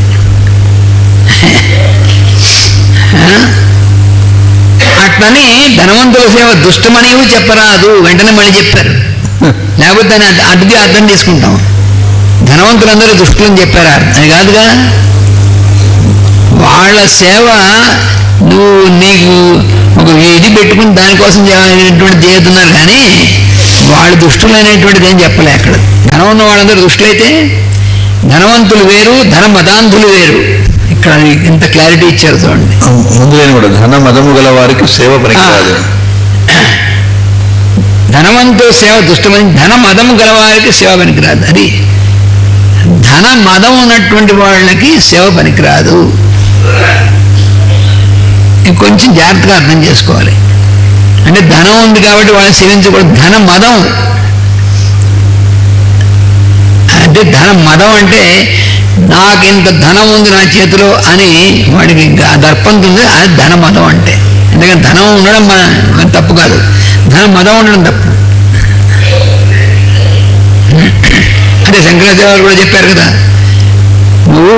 నీకు ధనం యవ్వనం ఇవన్నీ ఉన్నాయనేటువంటిది చేసామనుకో అవి ఎంతసేపు నిలబడతాయి, నిలబడవు అని చెప్పాడు ఆయన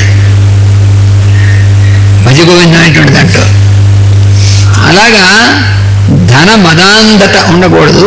అంటే నా అంత ధనం ఉన్నటువంటి వాడు ఇంకోటి లేడని కానీ, లేకపోతే నేను వీళ్ళందరినీ కూడా వాళ్ళందరికీ ఎన్నోసార్లు నా దానం చేశాను, దీనివల్ల వీళ్ళందరూ ఇలా ఉన్నారు అని అనుకోవడం కానీ, ఇవంటే ధనమదాంధత.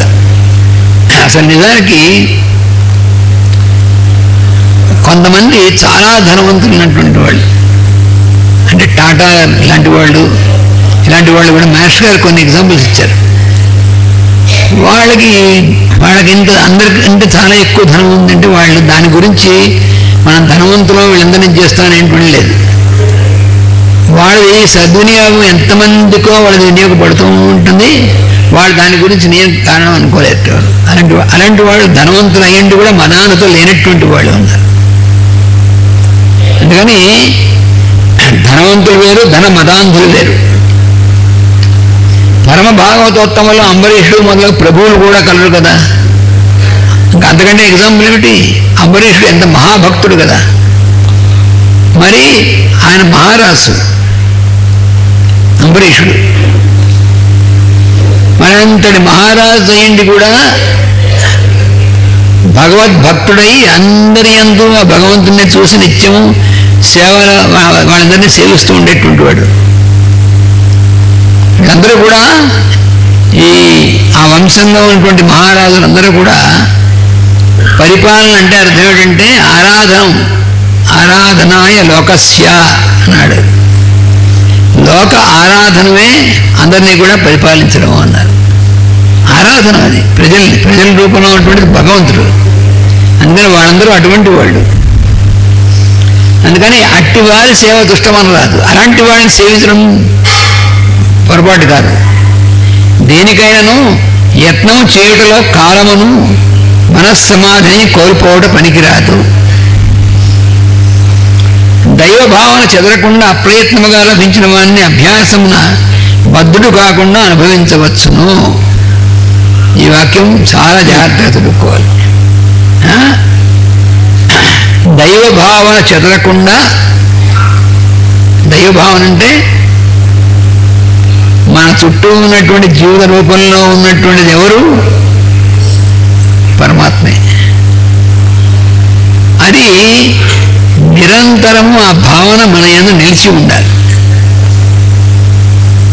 మన చుట్టూ ఉన్నటువంటి వాళ్ళతో మనకు ఉన్నటువంటి సంబంధాలు రిలేషన్షిప్ ఒకటే కాదు. ఈ సంబంధాలు కాకుండా సకల జీవులు మన చుట్టూ ఉన్నటువంటి వాళ్ళు, మన ఇంట్లో కానీ, మన సమాజంలో కానీ, మన చుట్టూ ఉన్నటువంటి కానీ అంతమంది ఉన్నారే, వాళ్ళందరూ కూడా. అందుకని వాళ్ళందరూ కూడా వాళ్ళ యందు దైవ భావన, దైవం ఇన్ని రూపాల్లో మనకి కనిపిస్తున్నటువంటి అన్ని రూపాలు భగవంతుడు. కానీ వీళ్ళకి చేసినటువంటి మంచిది, వీళ్ళు చేసినటువంటి సేవ అనేటువంటిదే భగవంతుడు చేసేటువంటిది అని, అటువంటిది ఆ భావన చెదరకుండా ఉండాలి.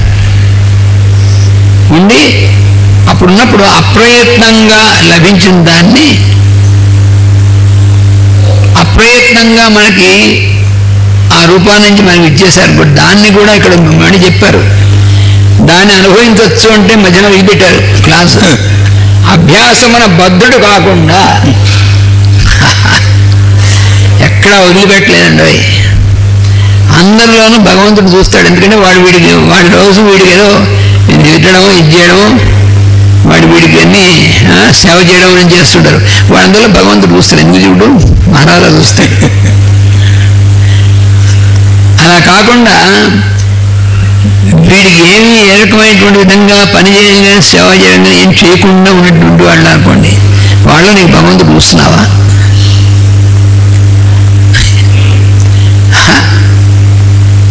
మనకి అనుకూలమైనటువంటి విధంగా మాట్లాడేటువంటి వారు, మనకి సేవ చేసేటువంటి వారు, మనకి పనులు చేసి పెట్టేటువంటి వారు, అటువంటి వారి యందు నువ్వు దైవాన్ని చూస్తున్నావా? అందుకని ఇక్కడ వాళ్ళు చేసేటువంటి, అవతల వాళ్ళు నీకు చేసేటువంటిది సేవ కానీ ఏ రకమైన సరే, అది అప్రయత్నంగా నువ్వు అడగకుండానే అప్రయత్నంగా నీకు ఏదో సేవ చేశారనుకోండి, దాన్ని అనుభవించచ్చా? ఆ సేవ స్వీకరించచ్చా, స్వీకరించకూడదా అంటే స్వీకరించవచ్చు. కానీ అభ్యాసమున బద్ధుడు కాకుండా, ఆ క్లాస్ మనం గుర్తుపెట్టుకోవాలి. ఇవాళ వాళ్ళు నీకు ఏదో కంఫర్టబుల్గా నీకు చేశారు, మళ్ళీ వాళ్ళు అలాగే నీకు చేయాలి అనేటువంటిది మనసుకు అభ్యాసం ఉందా, ఇరుక్కుపోతావు. అక్కడుంది అంతా కూడా. నన్ను వీళ్ళు గౌరవించాలి అనుకున్నాం. నువ్వు నువ్వు వాళ్ళలో భగవంతుని చూసి నువ్వు వాళ్ళని గౌరవించాలనేటువంటి నీ సాధన తప్ప వాళ్ళు నన్ను గౌరవించాలని నువ్వెవడు అనుకోవడానికి. కానీ వాళ్ళు నన్ను గౌరవించారు, ఆ ప్రయత్నంగా జరిగింది, అది గౌరవించారు, మంచిదే. కానీ అవతలి వాళ్ళు నిన్ను గౌరవించడము, నిన్ను మెచ్చుకోవడము, లేకపోతే నీకు ఏదైనా ఆఫర్ చేయడము, ఇవి చేసినప్పుడు దాన్ని యాక్సెప్ట్ చేయడం అనేటువంటిది ఉందే, అది అప్రయత్నముగా వచ్చినప్పుడు కూడా అభ్యాసమున బద్ధుడు కాకుండా అనుభవింపవలేను. ఇది ఒక 100 సార్లు చదువుకోవాలి. అభ్యాసంలో బద్ధుడవడం అంటే ఏంటి? వాడు చేసినప్పుడు బాగానే ఉంటుంది, రేపు పొద్దున్న చేయబోతే వాడి మీద మనకు కోపం వస్తుంది, మాయరోగం. అది అభ్యాసం అని వస్తుంది. అది అభ్యాసం దేని ఎంత ఉండాలి? మనకి ఒక మంచి పని అని, మనం చేసేటువంటి మంచి పని అని మనకి అభ్యాసం ఉండాలి. కానీ లేకపోతే అభ్యాసం అని భగవద్గీతలో చెప్పాడు, అభ్యాసేనతు కౌంతేయ వైరాగ్యాన్ని గృహీతే అని. అలాగే పతంజలి మహర్షి కూడా అభ్యాస వైరాగ్య అభ్యాం నిరోధ అన్నాడు. కానీ అభ్యాసం ఉండాలి. కాబట్టి ఏమిటా అభ్యాసం? అవతల వాడు చేసేటువంటి సేవని మనం అదే పనిగా ఆ సేవ చేయించుకోవడం, అదే అభ్యాసం అయిపోయిందనుకోండి, అప్పుడు సత్యమే. వాడు బాగానే ఉంటాడు, కానీ అది మనకి అభ్యాసం అయిపోతే అటాచ్మెంట్ అయిపోయింది అనుకోండి, అక్కడ ఇబ్బంది. ఇది మనం రోజు నిత్య జీవితంలో వీటిని మనం జాగ్రత్తగా సాధన అంటే వీటిలో ఉంటుంది. కానీ ఇది కాకుండా ఎక్కడికో వెళ్ళి సాధించామేమో, ఎవరు సాధించక్కర్లేదు, మనం సాధన చేసుకోవాలి. వైరాగ్య మార్గం అభ్యసించినప్పుడు మాత్రము తన్ను తాను పరీక్షించుకొనుటకై మానవచ్చును. అంటే అది లాస్ట్ సెంటెన్స్ అలా ఇచ్చారు చూడండి. అంటే ప్రతి వర్డ్, ప్రతి సెంటెన్స్ జాగ్రత్త చదువుకోవాలి. వైరాగ్య మార్గము అంటే ఏమిటండి? వైరాగ్యం, నాకు వైరాగ్యం వచ్చింది అంటే అర్థం ఏమొచ్చింది నీకు? నేను మైరోగం వచ్చినట్టుగానా? వైరాగ్యం అంటే ఏమిటి తెలియదు, చెప్పు. నీకు వైరాగ్యం వచ్చిందంటే నాకు వైరాగ్యం వచ్చేసింది, నీకు వైరాగ్యం వచ్చింది అన్నటువంటి విషయాన్ని అనౌన్స్ చేయాలంటే నీకు వైరాగ్యం రాలేదని అర్థం. అసలు ఫస్ట్ థింగ్. మాస్టర్ గారు ఏం చెప్పారంటే నిద్ర లాంటిది అన్నారు. నేను నిద్రపోతున్నాను అని ఎవరైనా చెబితే అది ఎలాంటిదో, నేను వైరాగ్యవంతుడు అంటే కూడా అలాంటిదే అన్నారు.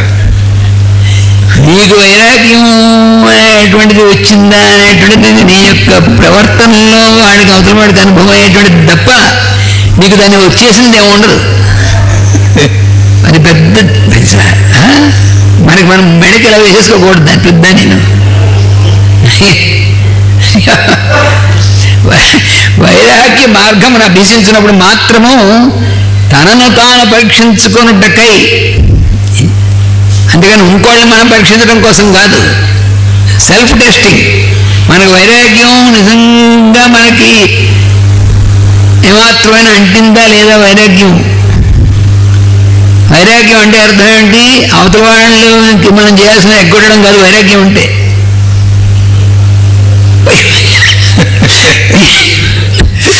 మాస్టర్ పతంజలి యోగసూత్రాల్లో వైరాగ్యం గురించి చాలా ఎన్ని రకాలైన వైరాగ్యాలు ఉంటాయి. వీడికి ఏ వైరాగ్యం ఉండాలి, ఏ వైరాగ్యం ఉండేది. మనకి వైరాగ్యం వస్తూ ఉంటుంది. ఎప్పుడు వస్తూ ఉంటుంది? ఇంకోళ్ళు మనం చేసే పనుల మీద మనకు వైరాగ్యం వస్తుంది. అదే నువ్వేమిటిది? కర్తవ్యాలను ఎక్కడంలో మాతా నాస్తి పితా నాస్తి, తల్లి లేదు, తండ్రి లేడు, భార్య లేదు, తల్లి లేదు, తండ్రి లేదు, భార్య ఏమీ లేదండి, మీరు ఒక్కడే ఉంటాడట. అది వైరాగ్యం అంట. మరి వాళ్ళ ముందే అలా అనుకుంటే నువ్వు ఎక్కడ ఉండేవాడు అసలు?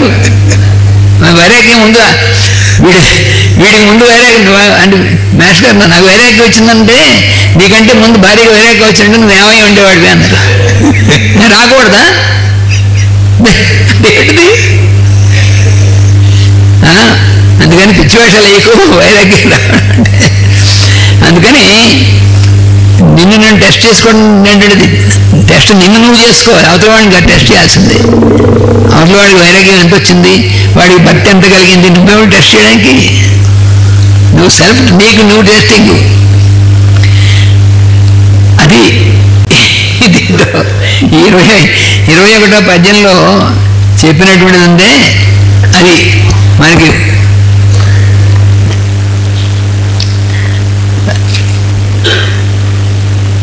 తర్వాత పద్యంలో వెళ్తున్నాం మనం. అంటే ఏంటంటే ఇందులో ప్రతి ఒక్కటి కూడా మన నిత్య జీవితంలో సాధన సంబంధించింది తప్ప అది లేకుండా మాత్రం భక్తి అన్న ఒకటే ఏది చెప్పినా కూడా దానికి ఉపయోగం వాల్యూ ఏముండదు. రక్షకులు లేని వారల రక్షించదననసు చక్రి రాజయ్యుండన్ లక్ష్యంపు మనసు ఒక నరు నక్షమ ప్రార్థింపనేల ఆత్మజ్ఞునకు. తాత్పర్యం ఒకసారి చూసి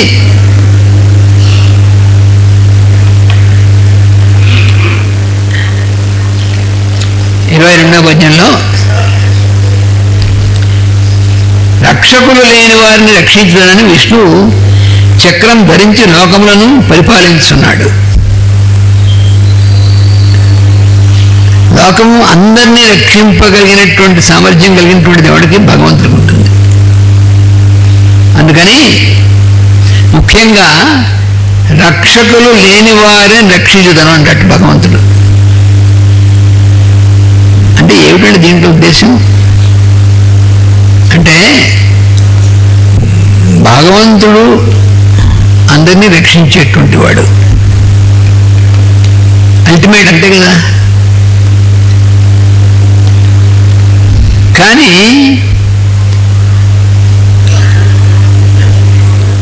కొంతమందిని మనం వాళ్ళెవరు రక్షించేటువంటి వాడు లేడు అని భ్రమించి వారి యందు మనం దుష్ప్రవర్తన చేసాం అనుకోండి, మనసా వాచా కర్మణ ఏ రకంగా సరే, అప్పుడు ఏమవుతుంది తెలిసినండి, వాడి రక్షకుడు లేడని నువ్వు అనుకుంటున్నావు, వాడిని ఆ రక్షకుడు లేరని నువ్వు అనుకుంటున్నావే, వాడిని రక్షించేటువంటి వాడు భగవంతుడే అన్నాడు. అంటే ఇక్కడ అందుకే ఎగ్జాంపుల్ అంబరీషు కథ, ఎన్నో ఉన్నాయి కథలు ఎగ్జాంపుల్. అంబరీషుడు ఆయన మహారాజు, ఎంతమందిలో రక్షించగలిగినటువంటి వాడు, ఎంత ఇదైనటువంటి వాడు భగవద్భక్తుడు. ఎంతమందిని రక్షించేటువంటి వాడైతే మనకి ఆయనకి రక్షకుడు భగవంతుడు ఎందుకు అంటే ఆయన తను రక్షించుకోవడం కోసం కాదు, అందరినీ ఆరాధన భగవంతుడి స్వరూపంగా ఆరాధించేటువంటి అటువంటి వాడికి రక్షణ అనేటువంటిది భగవంతుడు డైరెక్ట్గా అనేటువంటి తెలియకపోతే దుర్వాసుడు దెబ్బతిన్నాడు. మరి శాపం అనేటువంటి దాంతో ఆయుధం అనుకుని, అందుకని ఇక్కడ రక్షకులు లేని వారికి ఎవరు రక్ష మనం చిన్నప్పుడు నుంచి చెప్తాడు. దిక్కు లేని వారికి దేవుడే దిక్కు అని చెప్పేవాడు చిన్నప్పుడు. ఏమిటో పాతకాలంలో చెప్పేటువంటి కబుర్లండి.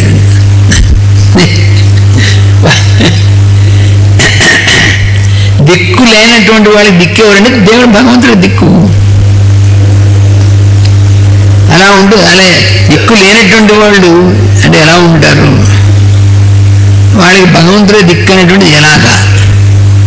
ఇక్కడ రక్షకుడు లేని వారిని రక్షించున్నటువంటిది అసలు ఆయన ధర్మం ఏమిటి, ఆయన భగవంతుడి యొక్క శపథం ఏమిటంటే రక్షణ అనేటువంటిది ఎవరికైతే లేదనుకునేటువంటి స్థితిలో ఉంటారో వాళ్ళందరినీ, అటువంటి వాళ్ళకు కూడా రక్షణ అనేటువంటి భగవంతుడే. అందుకని జీవలోకాన్ని అంతటినీ కూడా రక్షించగలిగినటువంటి వాడు. రామాయణంలో రాముని గురించి చెప్పినప్పుడు ఏం చెప్పారు, రక్షిత జీవలోకస్య ధర్మస్య పరిరక్షిత ఆయన మొట్టమొదటి చెప్పాడు. జీవలోకస్య రక్షిత అని సమస్త జీవుల్ని రక్షించగలిగినటువంటి వాడు భగవంతుడు. రాముని గురించి చెప్పింది. ఆయన భగవంతుడు అనడానికి కారణమే ఆ రక్షణ ఉన్నటువంటి వాడు. ఎందుకని ధర్మస్య పరిరక్షిత అంటే ధర్మము అనేటువంటి దాన్ని తప్పకుండా ఉన్నటువంటి వాడని రక్షించేటువంటి వాడు భగవంతుడు. రక్షకులు లేని వారిని రక్షించదనంటే రాక్షసులైనటువంటి వాళ్ళు ఎవరిని అటాక్ చేస్తుంటాం మనం ఈ కథల్లో అన్నిటి చూస్తుంటాం. వాళ్ళని భగవంతుడైనటువంటి ఎవరు రక్షణ లేదు వాళ్ళకి అనుకున్నటువంటి వాళ్ళు అనుకున్నటువంటి వాళ్ళని వాళ్ళు అంటే ఏమిటి, అవతల వాళ్ళకి ఏ రకమైనటువంటి ప్రొటెక్షన్ లేదనేటువంటి వాళ్ళని చూసి వాళ్ళని మనం ఎలాగైనా సరే హెరాస్ చేయొచ్చు, వాళ్ళని అడ్వాంటేజ్ తీసుకోవచ్చు, వాళ్ళని హింసించవచ్చు అనేటువంటి భావనతో ఉన్నటువంటి వాళ్ళు ఉంటారు. వాళ్ళే రాక్షసులు అంటే. రాక్షసులు అంటే వేరే మనం ఎక్కడ మనం వాడికి ఏదో పెద్ద ప్రత్యేకమైన ఐడెంటిఫికేషన్స్, ఎవరి కొమ్ములు గిట్టలు అది కోరలు ఇవన్నీ ఐడెంటిఫికేషన్ ఎక్స్టర్నల్గా ఏమి ఉండవు, కానీ వాడి ప్రవర్తన ఉంటుంది చూసారు. వాళ్ళు ఎందుకు ప్రవర్తిస్తున్నాడు అంటే అవతల వాళ్ళు ఎవరి ఎందుకు ఇలా ప్రవర్తిస్తున్నాడో వాళ్ళకి ఎవరు రక్షించేటువంటి వాళ్ళు లేరు అని అనుకుంటాడు. లేకపోవడం ఏం లేదు, రక్షణ లేనటువంటి వాళ్ళని రక్షించడానికి ఉన్నానని భగవంతుడు గుర్తు చేస్తుంటాడు. దీనికి ఒక ఉదాహరణ మాస్టర్ గారి లైఫ్లో ఒకసారి ఆంధ్రప్రదేశ్లోకి వెళ్ళా ధనవంతుడైన ఒక ఆయన వాళ్ళ మిసెస్కి బాగుండకపోతే వాళ్ళ అల్లుడిని పంపిస్తాడు మాస్టర్ గారి దగ్గరికి వైద్యం గురించి. పంపిస్తే మాస్టర్ గారు వెయిట్ చేయమన్నారు. నేను వేరే వర్క్లో ఉన్నాను, ఇప్పుడు రావడం కుదరదు, ఆమెని తీసుకురావడం లేదా ఆ భర్త నా కన్సర్న్ పర్సన్ వస్తే నేను వైద్యం గురించి పట్టించుకుంటాను అన్నారు. కానీ అలాంటి మాస్టర్ గారు బెస్తవాళ్ళు ఉండే పేటల్లోకి, లెప్రసీతో బాధపడుతున్న గుడిసెల్లో ఉండే వాళ్ళకి ఎవరు కాదు, ఆయనంతటా ఆయన నడుచుకుంటూ వెళ్ళి సేవ చేసి వచ్చి వాళ్ళకి భౌతికంగా కూడా క్లీన్ చేయడం అవన్నీ చేసి వచ్చారు. అంటే వాళ్ళు ఎవరిని డిమాండ్ చేయలేరు, డబ్బులు పెట్టలేరు, ఏమీ అడగలేరు. అలాంటి స్థితిలో ఉన్న వాళ్ళని కనుక్కొని పరిగెత్తి ఆయనే అక్కడికి వెళ్ళి కాపాడారు. ఇక్కడ అంటే ఒళ్ళు పొదలతో వచ్చి మిమ్మల్ని తీసుకొని రమ్మన్నారు మా మామగారు, బయలుదేరండి అంటే అక్కడ చాలా మందికి పైగా వైద్య సేవ చేస్తూ ఉన్నారు ఆ టైంలో. అక్కడికి వచ్చి బయలుదేరండి అంటే నేను ఇక్కడ చేస్తూ ఉన్నాను, ఇక్కడ నా అవసరం ఉంది, తీసుకొని రండి లేదా భర్తని కన్సర్న్ వాళ్ళు రమ్మనండి అన్నారు. అంటే పరమాత్మ ఎక్కడైతే నిజంగా నీడుందో, ఎక్కడ ఇంకెవరికి వాళ్ళకి ఇది స్తోమత లేదనుకో అక్కడ ఆయనే ఇది చేస్తాడు. అందుకే మాస్టర్ గారు ఎప్పుడు కూడా మనకంటే తక్కువ శక్తి గలవాళ్ళు, డబ్బు గలవాళ్ళు, బలం గలవాళ్ళు, విద్య గలవాళ్ళు, ఆరోగ్యం గలవాళ్ళు, ఇలాంటి వాళ్ళ ఎడల నువ్వు కనుక పట్టించుకోవడం చేస్తూ ఉంటే నీ భుజం మీద పరమ గురువులు వాళ్ళ కన్సర్న్ ఉంటుంది తప్ప ఇది మానేసి వాళ్ళ వైపు నువ్వు చేతులు ఎత్తి నీ చేతులు నొప్పులు పుట్టినా సరే దేవుడా రక్షించని ఎంత మొరబెట్టుకున్నా ఏమీ ఆలకించరు అని చెప్పారు. నీ చేతులు నొప్పులు పుట్టాల్సిందే, నోరు నొప్పి పుట్టాల్సిందే అన్నారు. ఏం మావాడు ఉండదు భగవంతుడికి. ఎందుకంటే భగవంతుడు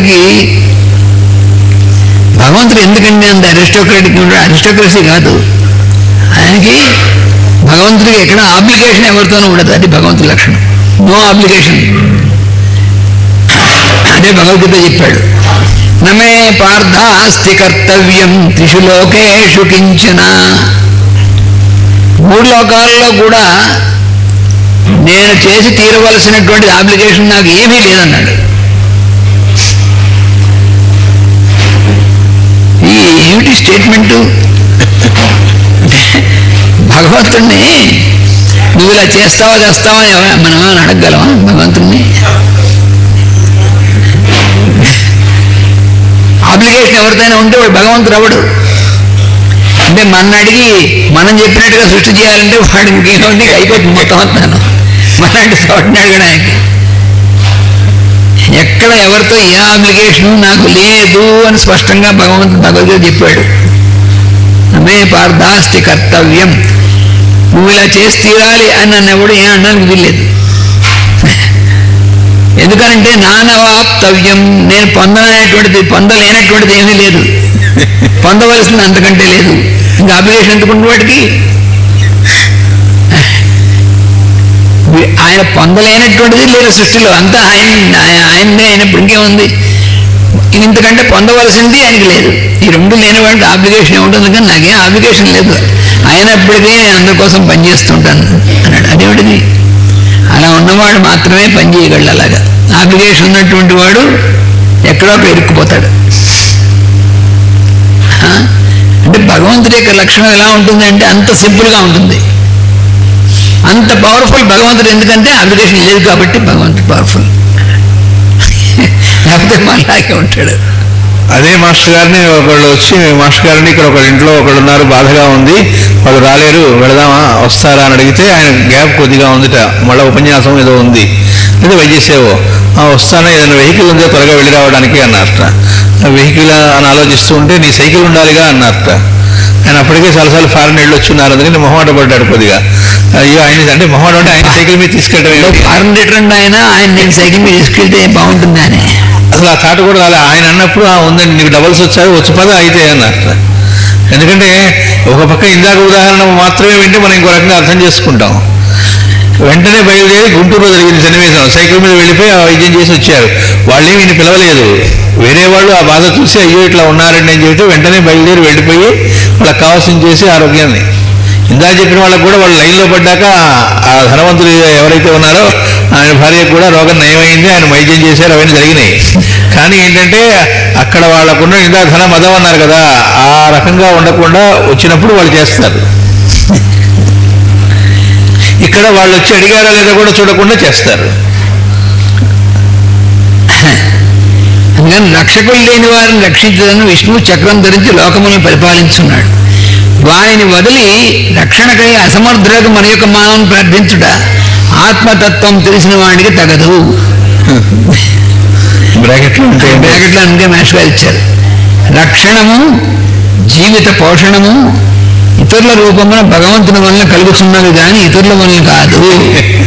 అంటే అసలు మాస్టర్ గారు ఇచ్చిన సెంటెన్స్ని జాగ్రత్తగా మనం మిస్ అయిపోకుండా చదవాలి. ఇక్కడ రక్షణము జీవిత పోషణము మనకు కావాల్సింది అదే కదండి. మన జీవితాన్ని మన జీవిత పోషణం కావాలి, మనకు బేసిక్. రెండోది మనకి రక్షణము కావాలి, ఈ రెండు మనకు కావాలి కదా. ఈ రెండు కూడా ఇతరుల రూపమున భగవంతుని వలన కలుగుతున్నవి.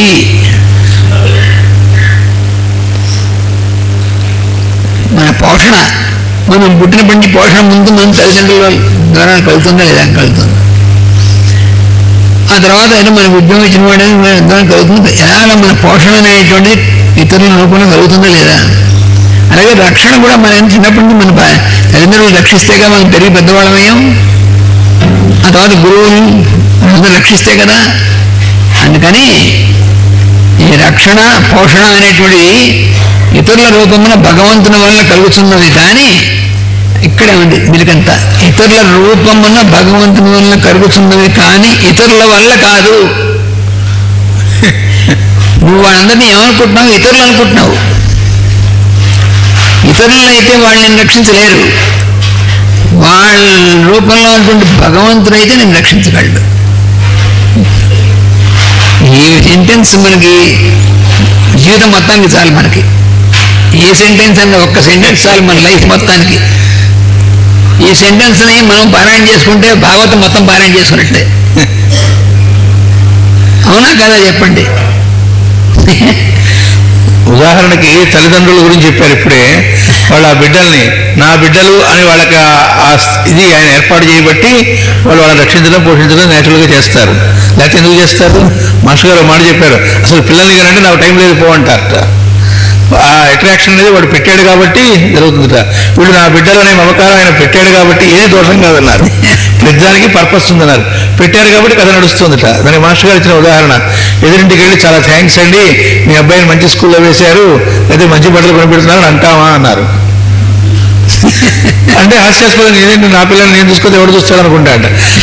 అలా పెట్టి వదిలేసేట సృష్టిని. కానీ అది పెట్టించింది ఆయన కాబట్టి ఆ లోపల నుంచి మనలో ఉన్నటువంటి ఆ రకమైన ప్రేమతత్వం అది ప్రేమ ఏ స్టేజ్లో ఉందని తర్వాత అది తర్వాత చిగురించి పెద్దదవడానికి మూలం అదే అవుతుంది అన్నారు. అది పెట్టి ఆ రూపంలో చేయిస్తుంది కూడా పరమాత్మే. అది ఇక్కడ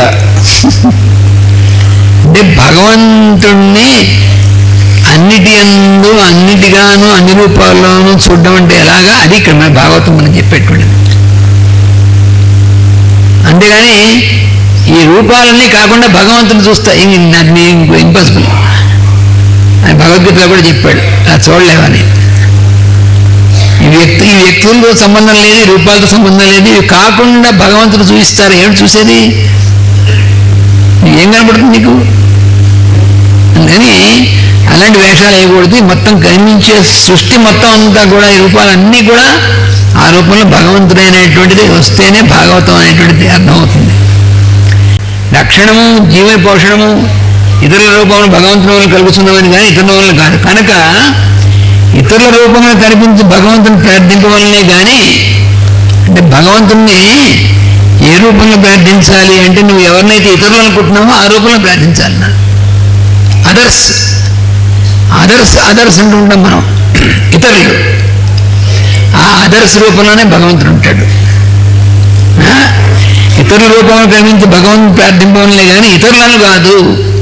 నువ్వు ఇతరులను ప్రార్థించక్కర్లే, ఇతరుల రూపంలో ఉన్న భగవంతుని ప్రార్థించమంటాడు. దానికి ఇంకా చాలా తేడా ఉంది. వాళ్ళు ఇతరులు అని అనుకోమని కాదు, ఇతరుల రూపంలో ఉన్నటువంటి భగవంతుడు ఆ ఎస్సెన్స్. మనకు సహాయం చేసిన వారిని దైవముగా గౌరవింపవలనే కానీ సహాయమునకు కర్తలుగా వ్యక్తులుగా గౌరవింపరాదు. మనం చాలామంది సహాయం చేస్తూ ఉంటారు. ఈ సహాయం చేస్తున్నప్పుడు చేసినటువంటి వారిని ఎలా గౌరవించాలి? దైవంగానే గౌరవించాలి. ఏ రకమైన సహాయం మనకి ఎవరు చేసినప్పటికీ, అది ఎంత కొంచెమైనప్పటికీ అది ఆ చేసినటువంటి వారు దైవస్వరూపులుగానే మనం భావించాలి. ఏమిటండి బొత్తిగా ఇదంతాను? ఏదో చిన్న సహాయం చేస్తే వాడు దైవస్వరూపుడు అంటాను. అంటే చిన్న సహాయం అయినా అవ్వచ్చు. నీవు బాగా దాహం వేసి నాలుగు పిడిచగట్టిపోతుంది, ఒక గ్లాసు మంచినీళ్ళు ఇచ్చారు, అది పెద్ద విశేషం అండి. కానీ ఆ క్షణంలో నీకు ఆ మంచినీళ్ళు తాకపోతే ఏమై ఉండేవాడివి? ఇచ్చారు.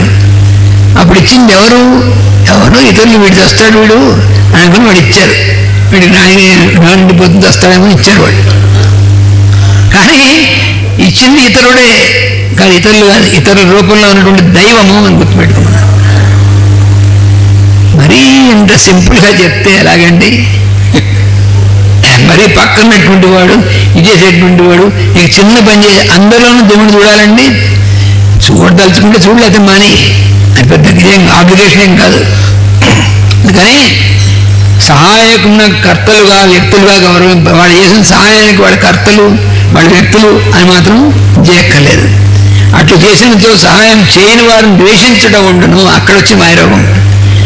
సహాయం చేసినటువంటి వాడిని భగవంతుడిగా చూడకపోతే ఏమవుతుందంటే సహాయం చేయనటువంటి వాడిని ద్వేషిస్తాం, అక్కడ ఇరుక్కుపోతాం. అది వాసుదేవ.